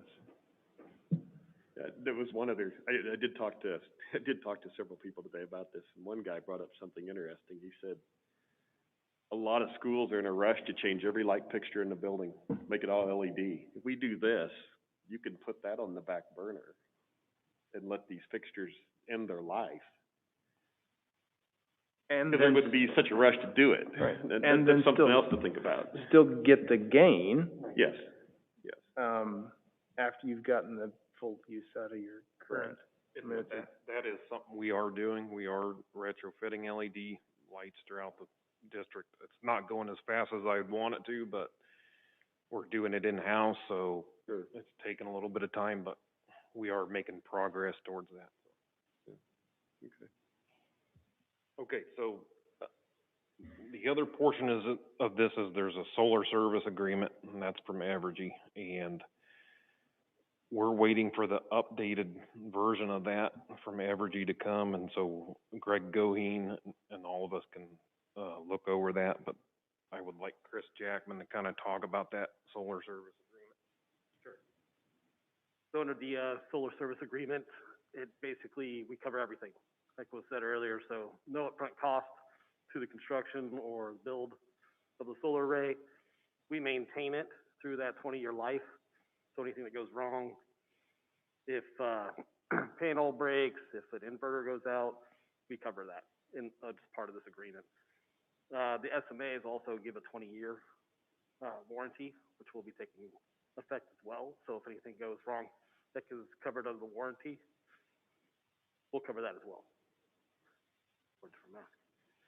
But that's kind of it in the nutshell. I mean, really just helps offset any kind of debt. You don't have to carry debt because we're carrying it for you. And then you get, full risk-free solar. That coverage is included in the debt payment, correct? Okay. So forgive me if I missed this, Kylie. Does this need some sort of protection around it? Yeah, there'll be a fence, a 6-foot fence. A complete fence around it, like 6-foot fence, or what does that look like? Yeah. I mean, it is next to the high school, so there's students, right? And so I just want to be sure that there's no concern if someone was walking on it or could get inside there.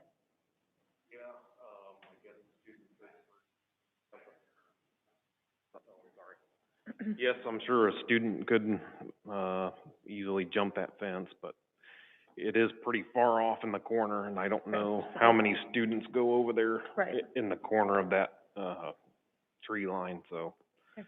I think it's pretty far off, but it is always a potential, so. Were you still going to speak about the student part of this? Yeah. Okay. I don't wanna- Lindsay will take care of that for you guys. Oh, gotcha. I have 2 high schoolers at home, so I just think like that sometimes, what we. And then one thing we did ask them to add into the solar service agreement is that we reap the benefits of any rebates, or the future administration that comes in might give out rebates or grants or something that we could benefit from, and we want to make sure that we're the ones that benefit from that. So that'll be a portion in that solar service agreement, so. Yeah, so come on up, and then I'm gonna have Lindsay talk about the, education portion of this. She's worked with several school districts and, has done educational things from secondary to elementary students, so. Thank you all for your time tonight. I'm Lindsay Freeman with Evergy, and I mean, really, we can kind of do whatever you guys want to do with this project. So I've worked with elementary kids, middle school, seniors, working on a capstone project, just getting kids excited about energy and teaching them about renewable energy for the future. So, I mean, we are totally open on, how we work with you all on that. It's really just working one-on-one with the teachers to figure out a good plan, for what they're wanting to see, but, we're happy to partner with you all on anything, that you guys are wanting to do. This is a 20-year agreement, so there's a lot of, different things we can do over the term of the agreement too. Do you guys have any questions about, what that could look like? Is this something that's pretty unique to, or are there a lot of school districts around here doing things similar to this? So, on the Missouri side, the Blue Springs School District did a project very similar to this. They actually did all of their buildings now have solar. Worked with, a high school in Olathe. They just have a small, project that they did with the Green Tech Academy. But as far as a project just like this one, no, you guys would be like kind of the first ones in this area, but everybody's looking at it. It just would be really cool for you all to be the ones to get this going. This is really exciting because I don't remember if it was NSBA or the Kansas. Does anyone remember Train being there and showing a classroom? Okay, I can't remember where it was. Yeah, that was at KSB. Yes. So if we did put up a CTE building, I think you could probably get Train to come in there and finance a portion of a HVAC program. And then you bring in your dashboard. The dashboard is cool. I have a customer out west who has 200K on his building, and you can just watch the sun come up and the bar goes straight up. It's really neat to see as the power starts coming in. And the kids they could do that, and then through Train system, it allows them to do what you're talking about with the HVA system, where you're cycling compressors to where you're staying under that load and just using your own power. And that's where the world's going, and we could have kids in there and teaching them how to do that. And the monitoring system that you mentioned, that's something that, you know, you can have right on, you know, your screen right when you walk into the school, so the kids can see every day, you know, here's how many trees that we've saved over the life of this system, or, you know, this is the equivalent to water, or, you know, just kind of give them that real life equivalent that they can relate to, and make them proud that, you know, they're going to a school that, you know, cares about this kind of stuff. So, and that's something, you know, that the kids can monitor. You can have a science class that every morning at 8 a.m. they just check on that and make sure the solar array came up. Have a group at noon checking to make sure it's, you know, at its highest peak. I mean, there's just so many different things we can help you guys with on this. I think this sounds really exciting. I know Brent's talked to my husband, he's kind of played around with some of this, and it's been a real teaching thing just for our kids to see, even just the little things that we've done on our house and how it affects the energy bill. And I will say, when we had a new roof this summer, it was an issue with the warranty to get those taken off and put back on. So I think doing the array apart from the roof probably is a really good idea with the cost of roofs of buildings like the high school. So I appreciate you doing the research on this and bringing it to us. Thank you. Pretty exciting opportunity. We've been talking about doing something like this for a long time. Yeah, I agree.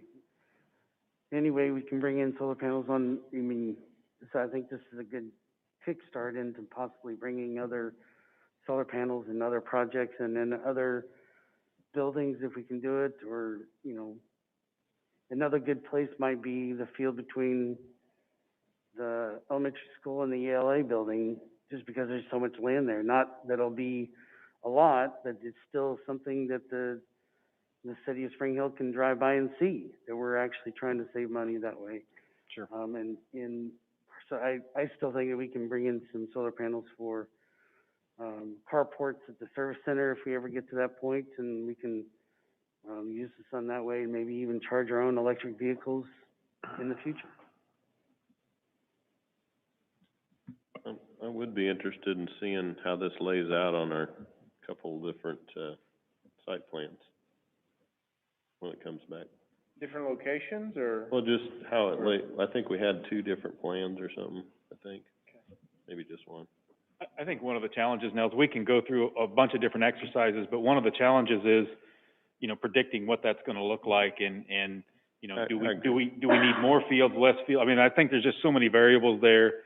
This particular thing, as Dr. Burke pointed out, because Kylie and I spent quite a bit of time and Tim talking about that and trying to decide whether we were roof mounting or field mounting or what we were doing.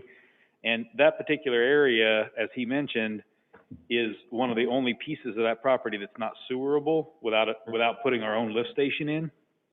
And so that was why he chose that spot, is that it gives us the greatest amount of flexibility, because it's just an empty field space no matter what we do, I think we can design around it as we go forward. So we could take the most recent one and ask DLR to do some of that. But I just wanted to see how big it was compared to all the other stuff. And I mean, okay. I'm not saying we need to move it. I'd say it's probably a great spot. I just would like to see what it looks like. Okay, perfect. The only other thing is as we look about building other buildings, you know, height requirements, you know, if we build a building next to it, how far away or how tall can they be? I mean, I've always wanted to put in a rec facility, work with the Spring Hill Rec Commission and put a rec facility in that area, because I think it'd be very cool for all of our residents to use. But, you know, what those height requirements would be going forward would be nice. Any other questions for Kylie or Evergy or?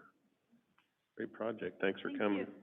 Sure, I'm sure there will be another discussion item here soon about it, so appreciate your time. Thank you. Thank you. Thank you. If the board is okay with it, I'm going to go ahead and release the administrators that don't need to be here. I would ask that Rod Sprague stay on the line for just a few minutes. Yeah, everybody but Rod then. Moving on to items for Board of Education members for future meetings. Anything to add to that? I've got an item. I would like to get some education on what our civics curriculum looks like. Many young people today, I feel, are being seduced by socialism, and that feel that they're not getting taught the downside of that enough. And I'm not talking about our students. I don't know. That's why I'm interested. I just see other kids I know of that age, of college age, that are really getting seduced by this, and my guess is they're not understanding what the downside of that is enough. Okay. Any other items for future meetings?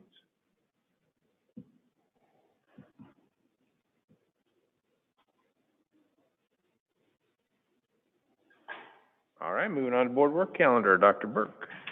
Yeah, I think we're moving right where we should be with February. Goal setting, you guys did a lot of that work on Saturday. The employment of principals, assistant superintendent directors, we're going to talk about that later in executive session. We're not grown enough to worry about board member redistricting.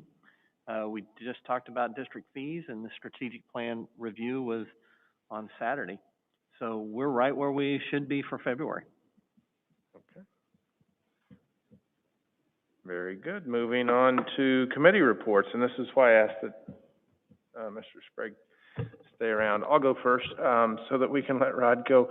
I was attended the Woodland Spring Middle School Site Council last week, and I got to tell you, it was probably the most exciting and best site council I've ever attended in the 9 years that I've been on this board. It was amazing. It just was really fantastic. The energy that the teachers had, that Rod had, that parents had, it was just a real thing of beauty from my perspective. And what they talked about was what drove that excitement. And they're using a tool called Forecast 5 that helps with data analysis, right? We're all looking into big data sets. It allows for some very, very powerful analysis that you can segment data and look at very, very unique and specific outcomes or current conditions of the state.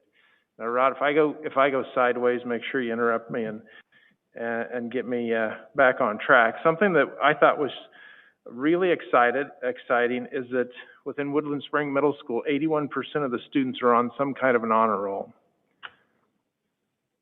Let that sink in for a minute.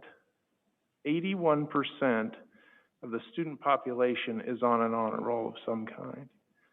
That's an amazing testament to the certainly over this last year, the tenacity of our teachers, the hard work that they've put in, the resilience of our students and our teachers as well. But I thought that was just a very striking number. We also looked at MAP scores from the most recent testing, compared them back to spring.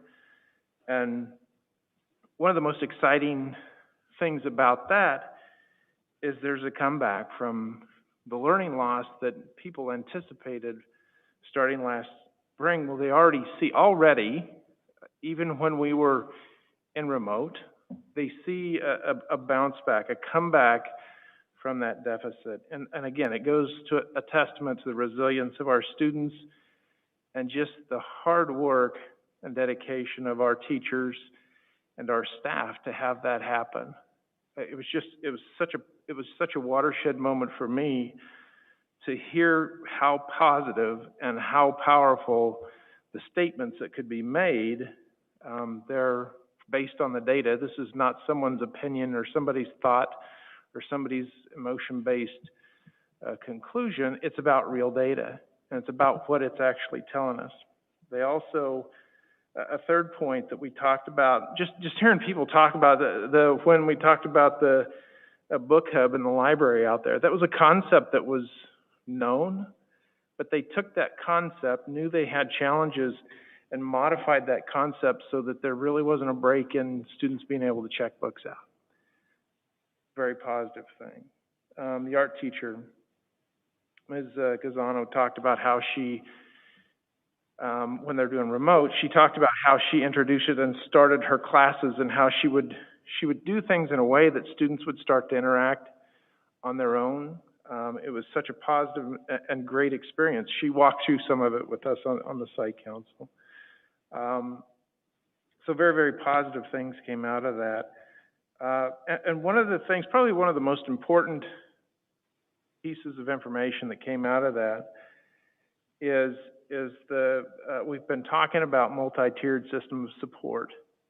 It's a very powerful process, and they have those students that they identified through this multi-tiered system of support that needed some extra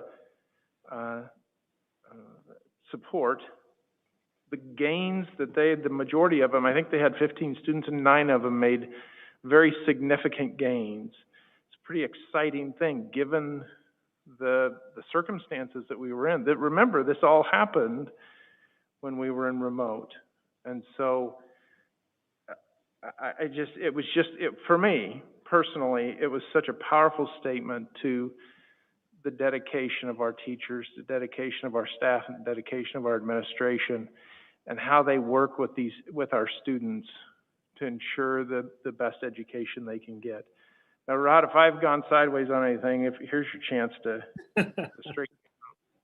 Well, thank you. I think a lot of it is work from our teachers. The Forecast 5 is in very much experimental phase right now. A lot of that data is not final. There's data in there is not complete yet.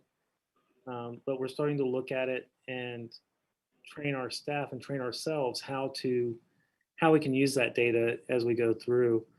I'm just incredibly proud of our teachers. I think I said this recently.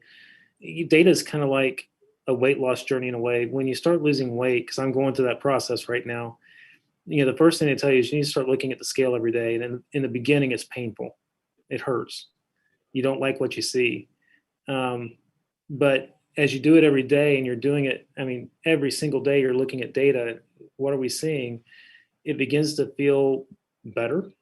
You begin to feel a little bit more challenged. We've got a lot of work to do. We're just at the infancy stages of looking into MTSS.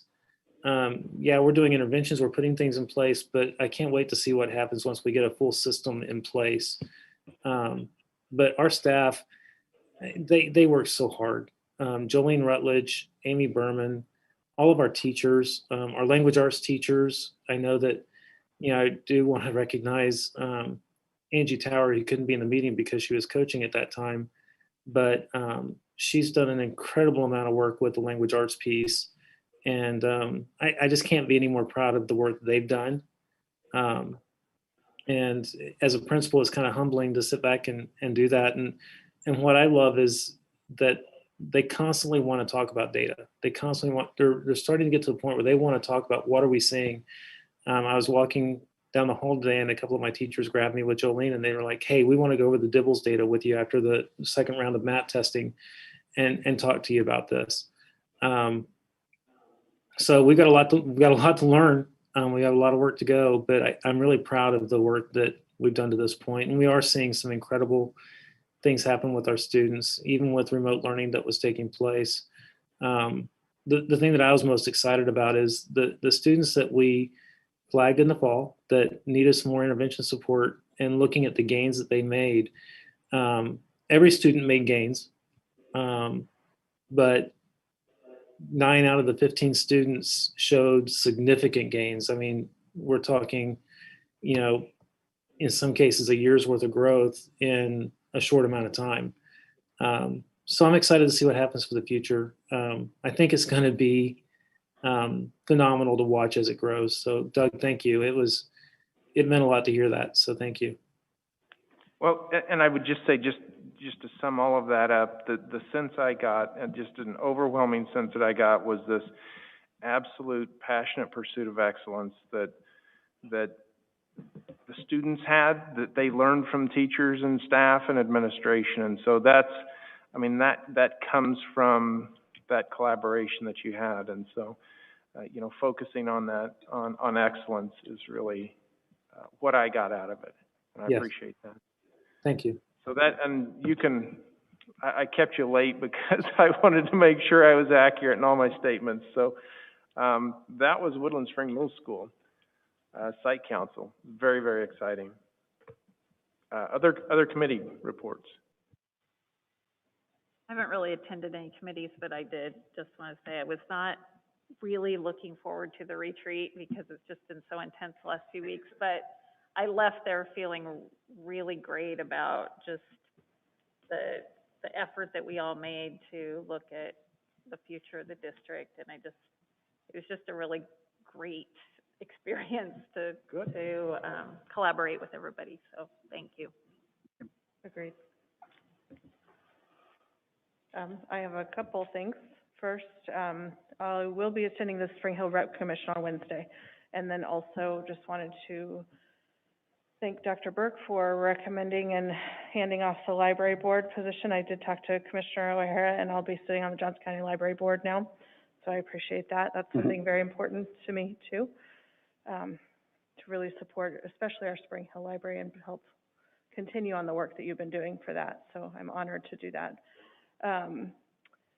Last week, I feel like these weeks are kind of running together. I always attend the Zero Reasons Why quarterly convening. It's on, it's Zoom right now, but usually when it's in person, I'm there as well. And just want to say how impressed I am with this initiative. Mental health is something that I've always been involved with, but to see the students running with this is just amazing. I mean, they're truly saving lives. With that, I also updated my certification and attended QPR training, which is question, persuade, and refer. And it's actually something that any community member can take, any one of us, and you don't have to be, you don't have to have a nursing degree, you don't have to have any of that, but any of us as leaders or community members, anybody can take that training, get certified as well. And with that, I want to offer our condolences and recognize what happened today with Travis Ellis's funeral and how beautiful yet hard it was today. I want Mayor Steve Ellis to know that our hearts are going out to him, and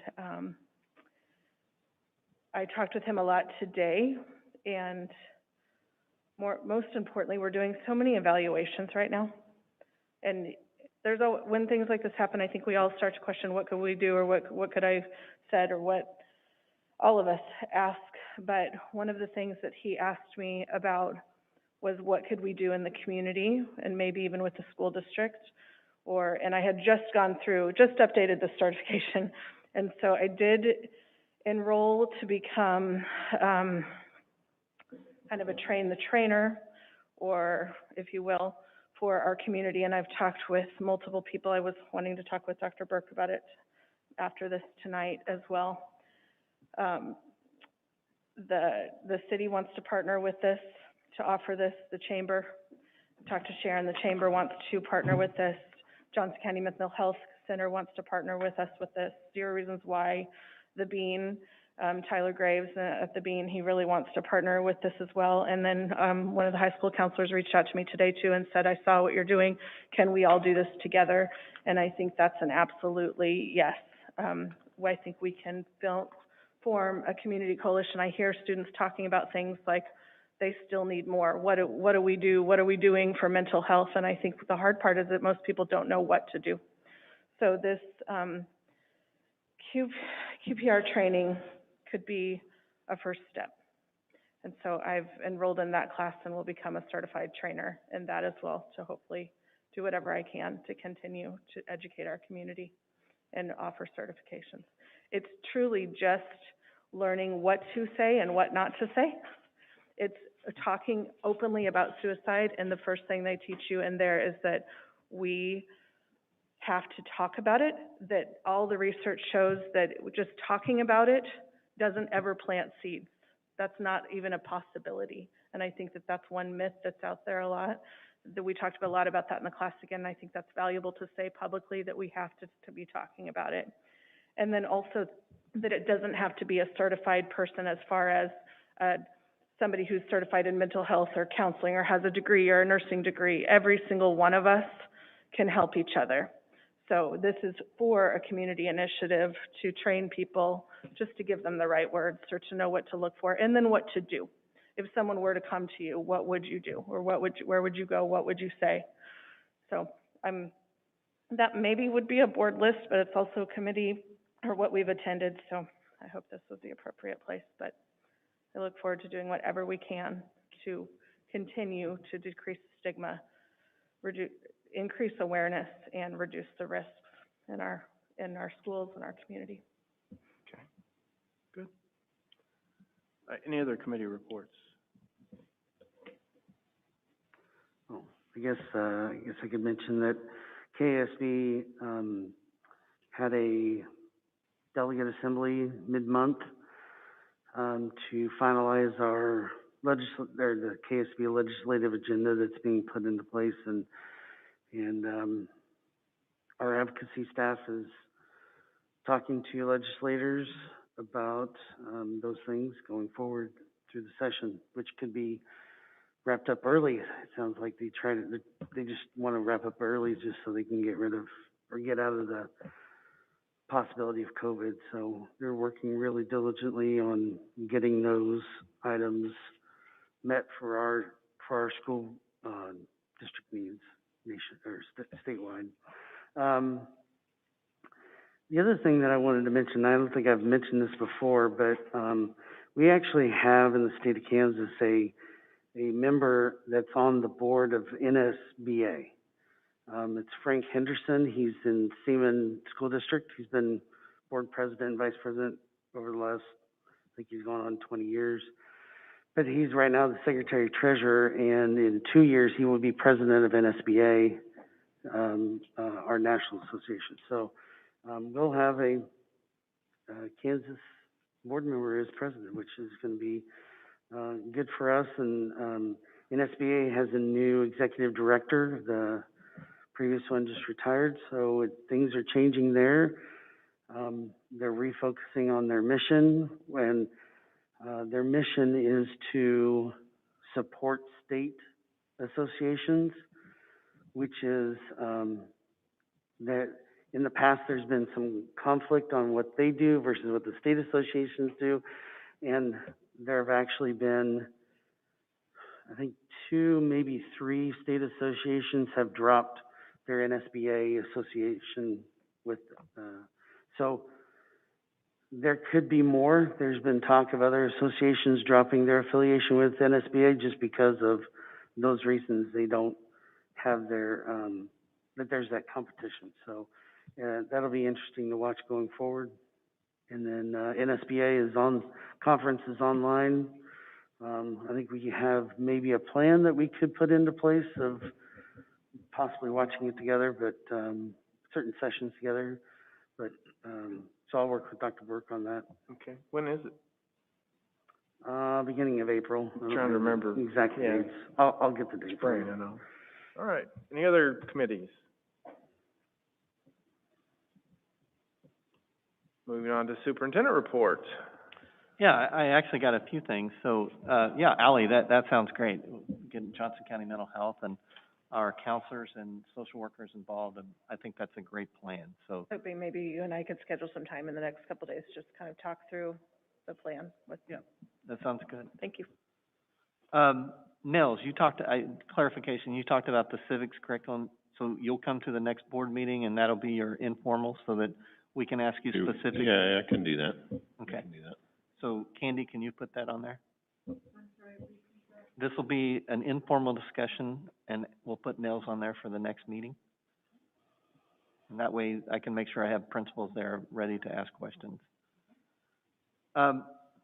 One of the things that we talked about Saturday that I need some clarification. So we're going to bring in the math adoption to the next board meeting. And so do you want us to bring you the actual books, or do you want us to show you the process that we use to approve the recommendation? This is just my opinion, but I think it varies per subject. So math, I don't know that if we're reading math textbooks, that's very different than history. So you just want to see the process at this point? That's my opinion, but go ahead. Sure, I think we have to be very careful about this, because while I understand it could be subject by subject, I think we need to put in our own process into place that this is what we're going to review and trust that the process is being done, as we've said in our retreat, that we're gonna get those community guidelines, community core values that we're going to put into the rest of curriculum design going forward. So I would say that just, my personal opinion is just the process. What the process was to come up with the curriculum. Yeah, I think I'd prefer to see the book. I You kinda know, like in seeing the 12 book years, personally. see the book. in 12 years, we've always seen the books. We've never had a problem except one time. We've never micromanaged that. It just gives us the opportunity to see what is going into school. There's only been one time where we had an issue with it. Is it In- hard in the copy 12 or years just a I've been on. link or? I think just the online book is what we, Yeah, Yeah, that's we what we usually did last time. Yeah, just the online version. So you're wanting to see the books then? I would At like to. some point, we're gonna have to start trusting the people we pay to do this. As long as we're looking at it with an eye of keeping politics out of it, I'm fine with that. I just spoke with a couple people about that, and they said, you would approve a book you haven't seen? That was the response back to me. I said, I agree. It's hard to approve something you haven't seen. Well, that was my exact issue when we were talking about it. It doesn't have anything to do for me about not trusting who we put in the position. It has I nothing agree, to it's do not with about that that. at all. It is more if I'm going to put my name and stamp of approval on it, then I need to have had a chance to look at it. That's exactly, yes. So you want the books? The online link is fine. So if you could send out a link to the book prior to. Of course, it seems like every time that gets more and more difficult. Oh, it is Have hard you to noticed do. that?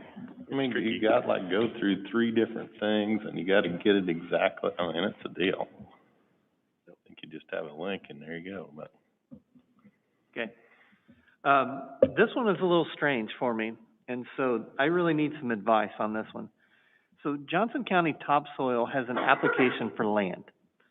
And I received an email from, well, first of all, the original email that I got was back on December 18th.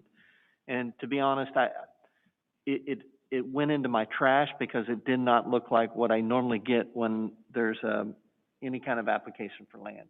The county is much different than when either one of the cities sends something to us, it's a hard copy. We make copies. Phil and Tim and Kylie and I all look it over, and then we kind of go for that. This was just an email, and then it had a little comment in it. So it was my fault, but it did not look like a normal thing. So I believe that was on December 18th, so I tossed it. So they're asking, Johnson County Topsoil has an application for land. It is going to be on the south side of 191st Street.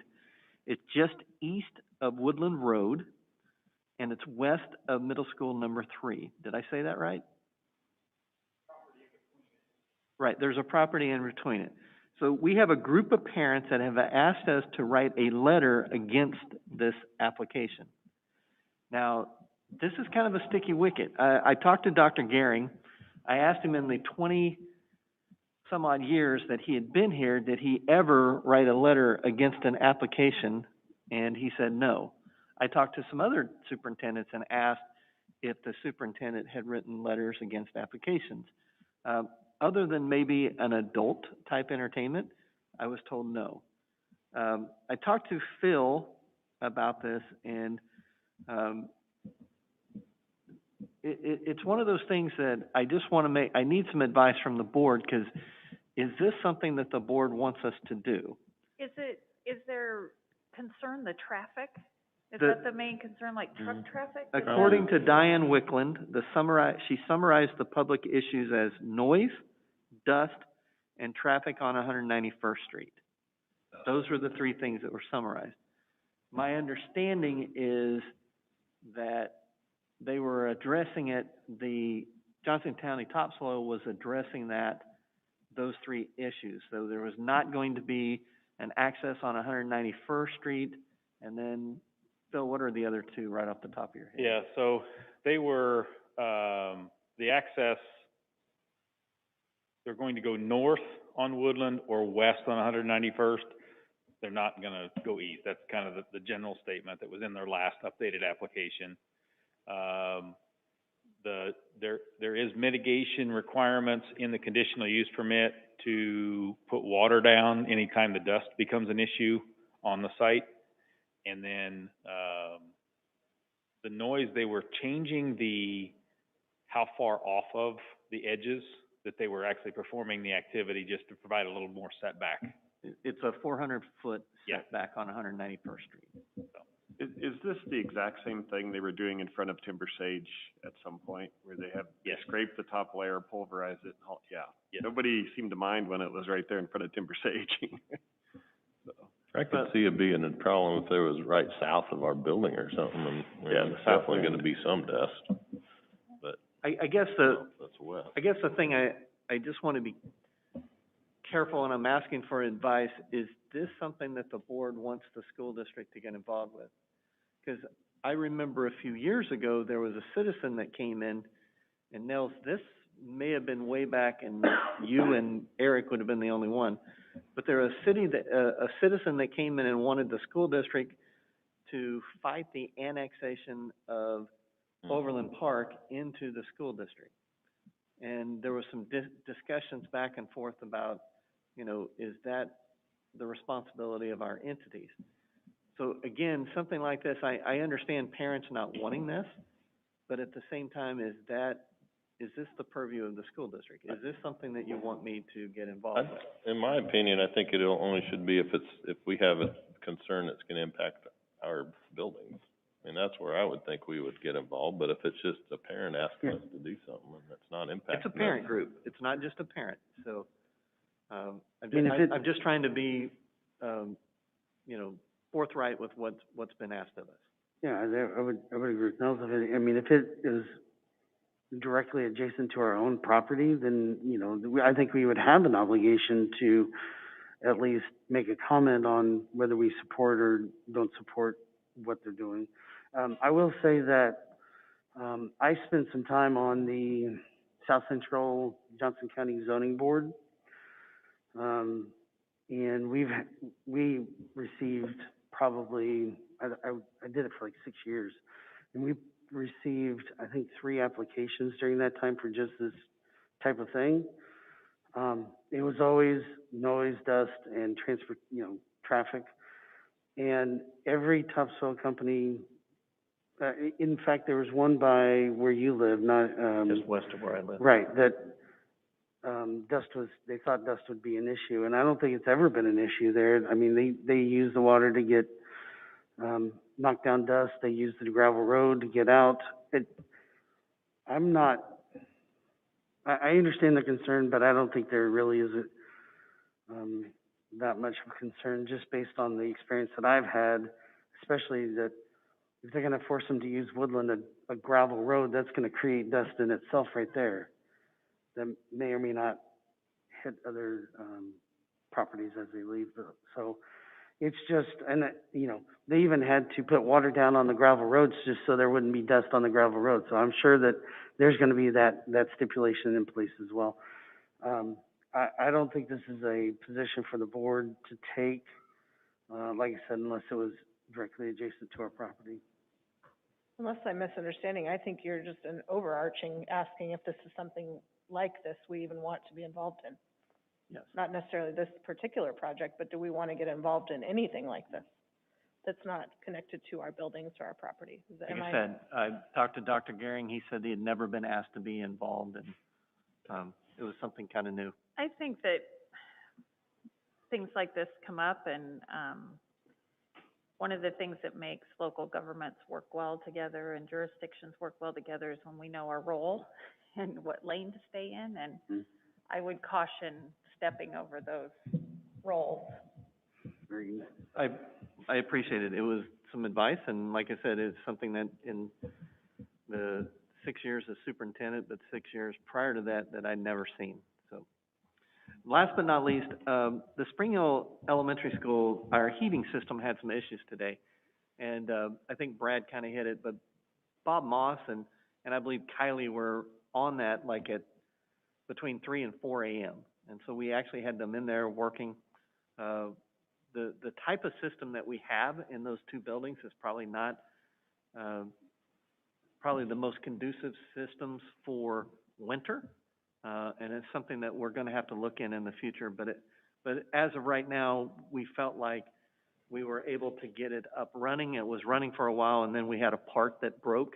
And when it broke, it plummeted the temperature. And so then at that point, we had to ask parents to come get our kids.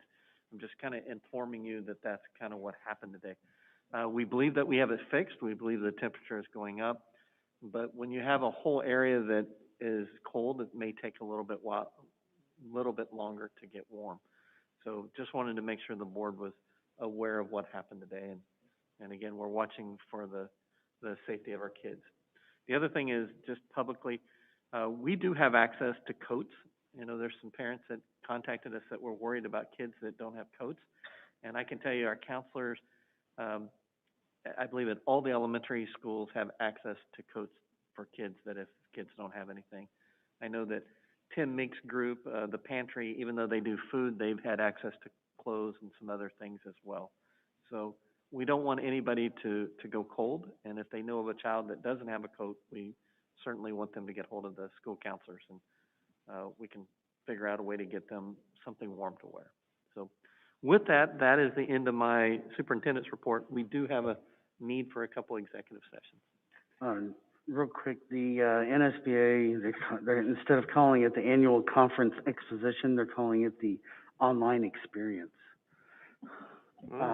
And that's April 8th through the 10th.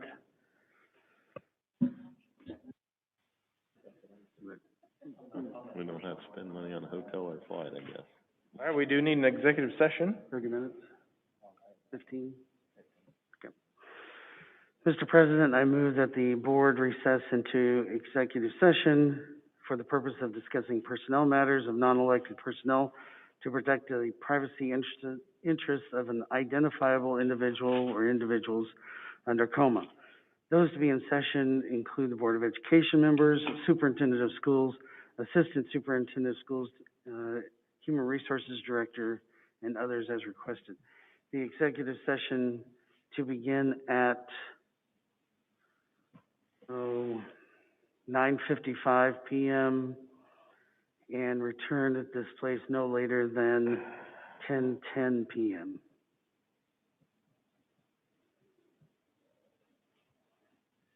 Second the motion. It's moved and seconded to move to executive session for the purpose of discussing personnel matters of non-elected personnel under COMA. Candy, please collect a vote. Start the vote with Mrs. Mitchell. Yes. Mr. Anderson. Yes. Mr. Boyle. Yes. Mrs. Sealing. Yes. Mr. Hoffman. Yes. Mr. Winbolt. Yes. Mr. Updike. Yes. Approved. Thank you.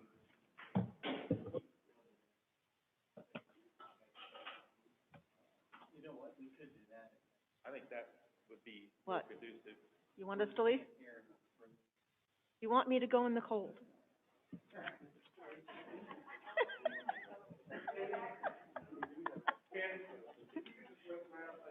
Thank you.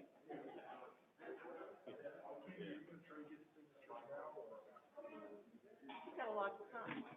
You want to sign these before you go to executive session?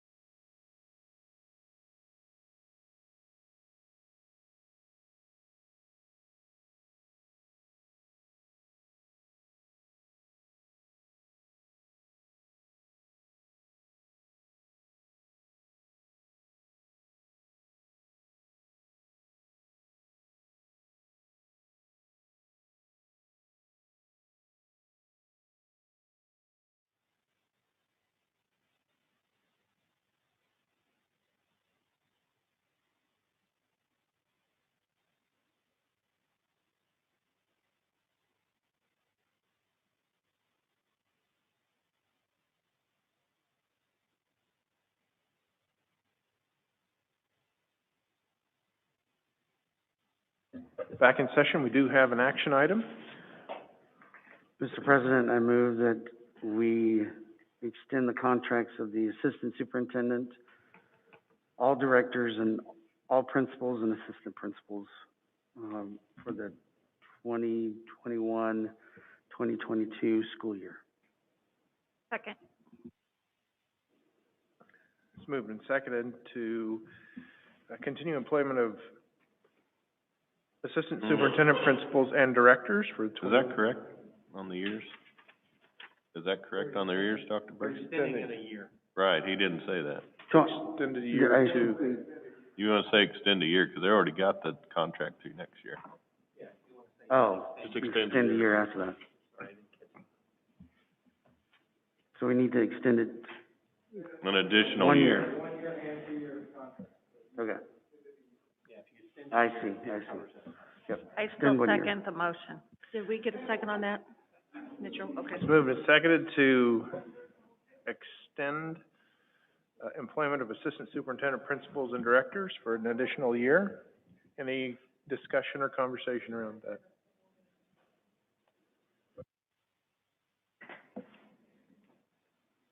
Candy, please collect the vote. We'll begin the vote with Mr. Anderson, Yes. Mr. Boyle, Yes. Mrs. Sealing, Yes. Mr. Hoffman, Yes. Mr. Winbolt, Yes. Mr. Updike, Yes. Mrs. Mitchell, Yes. approved. Very good, thank you. We do need another executive session. Mr. President, I move that the board recess into executive session for the purpose of discussing personnel matters of non-elected personnel to protect the privacy interests of an identifiable individual under coma.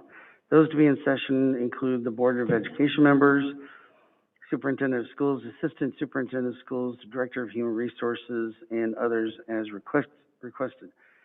The executive session to begin at 10:15 and resume in this place no later than 10:30 p.m.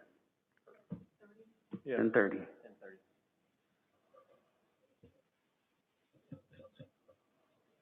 Second.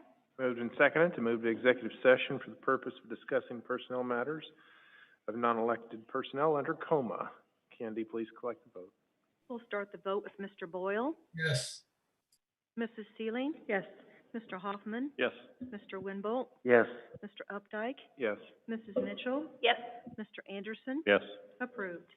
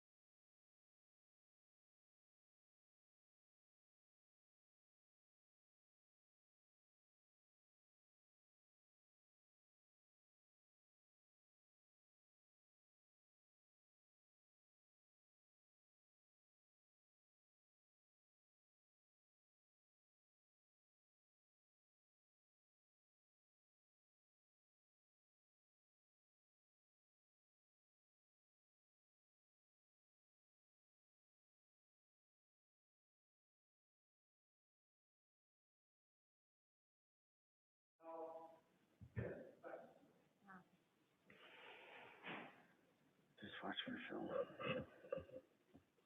Still gonna give me a thumbs up? There he is. There it is. We're back in session. We do have a final action item for this evening. Mr. President, I move that the Spring Hill School Board approve, Dr. Aaron Smith as the Director of Teaching and Learning starting July 1, 2021. Second the motion. Moved and seconded to employ, Dr. Aaron Smith as the Director of Teaching and Learning. Final questions, discussion.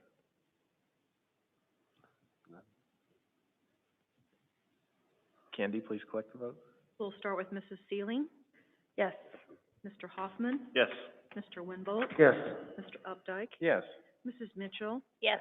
Mr. Anderson, Yes. Mr. Boyle, Yes. approved 7-0. Very good, thank you. Move to adjourn. Second. Did you move?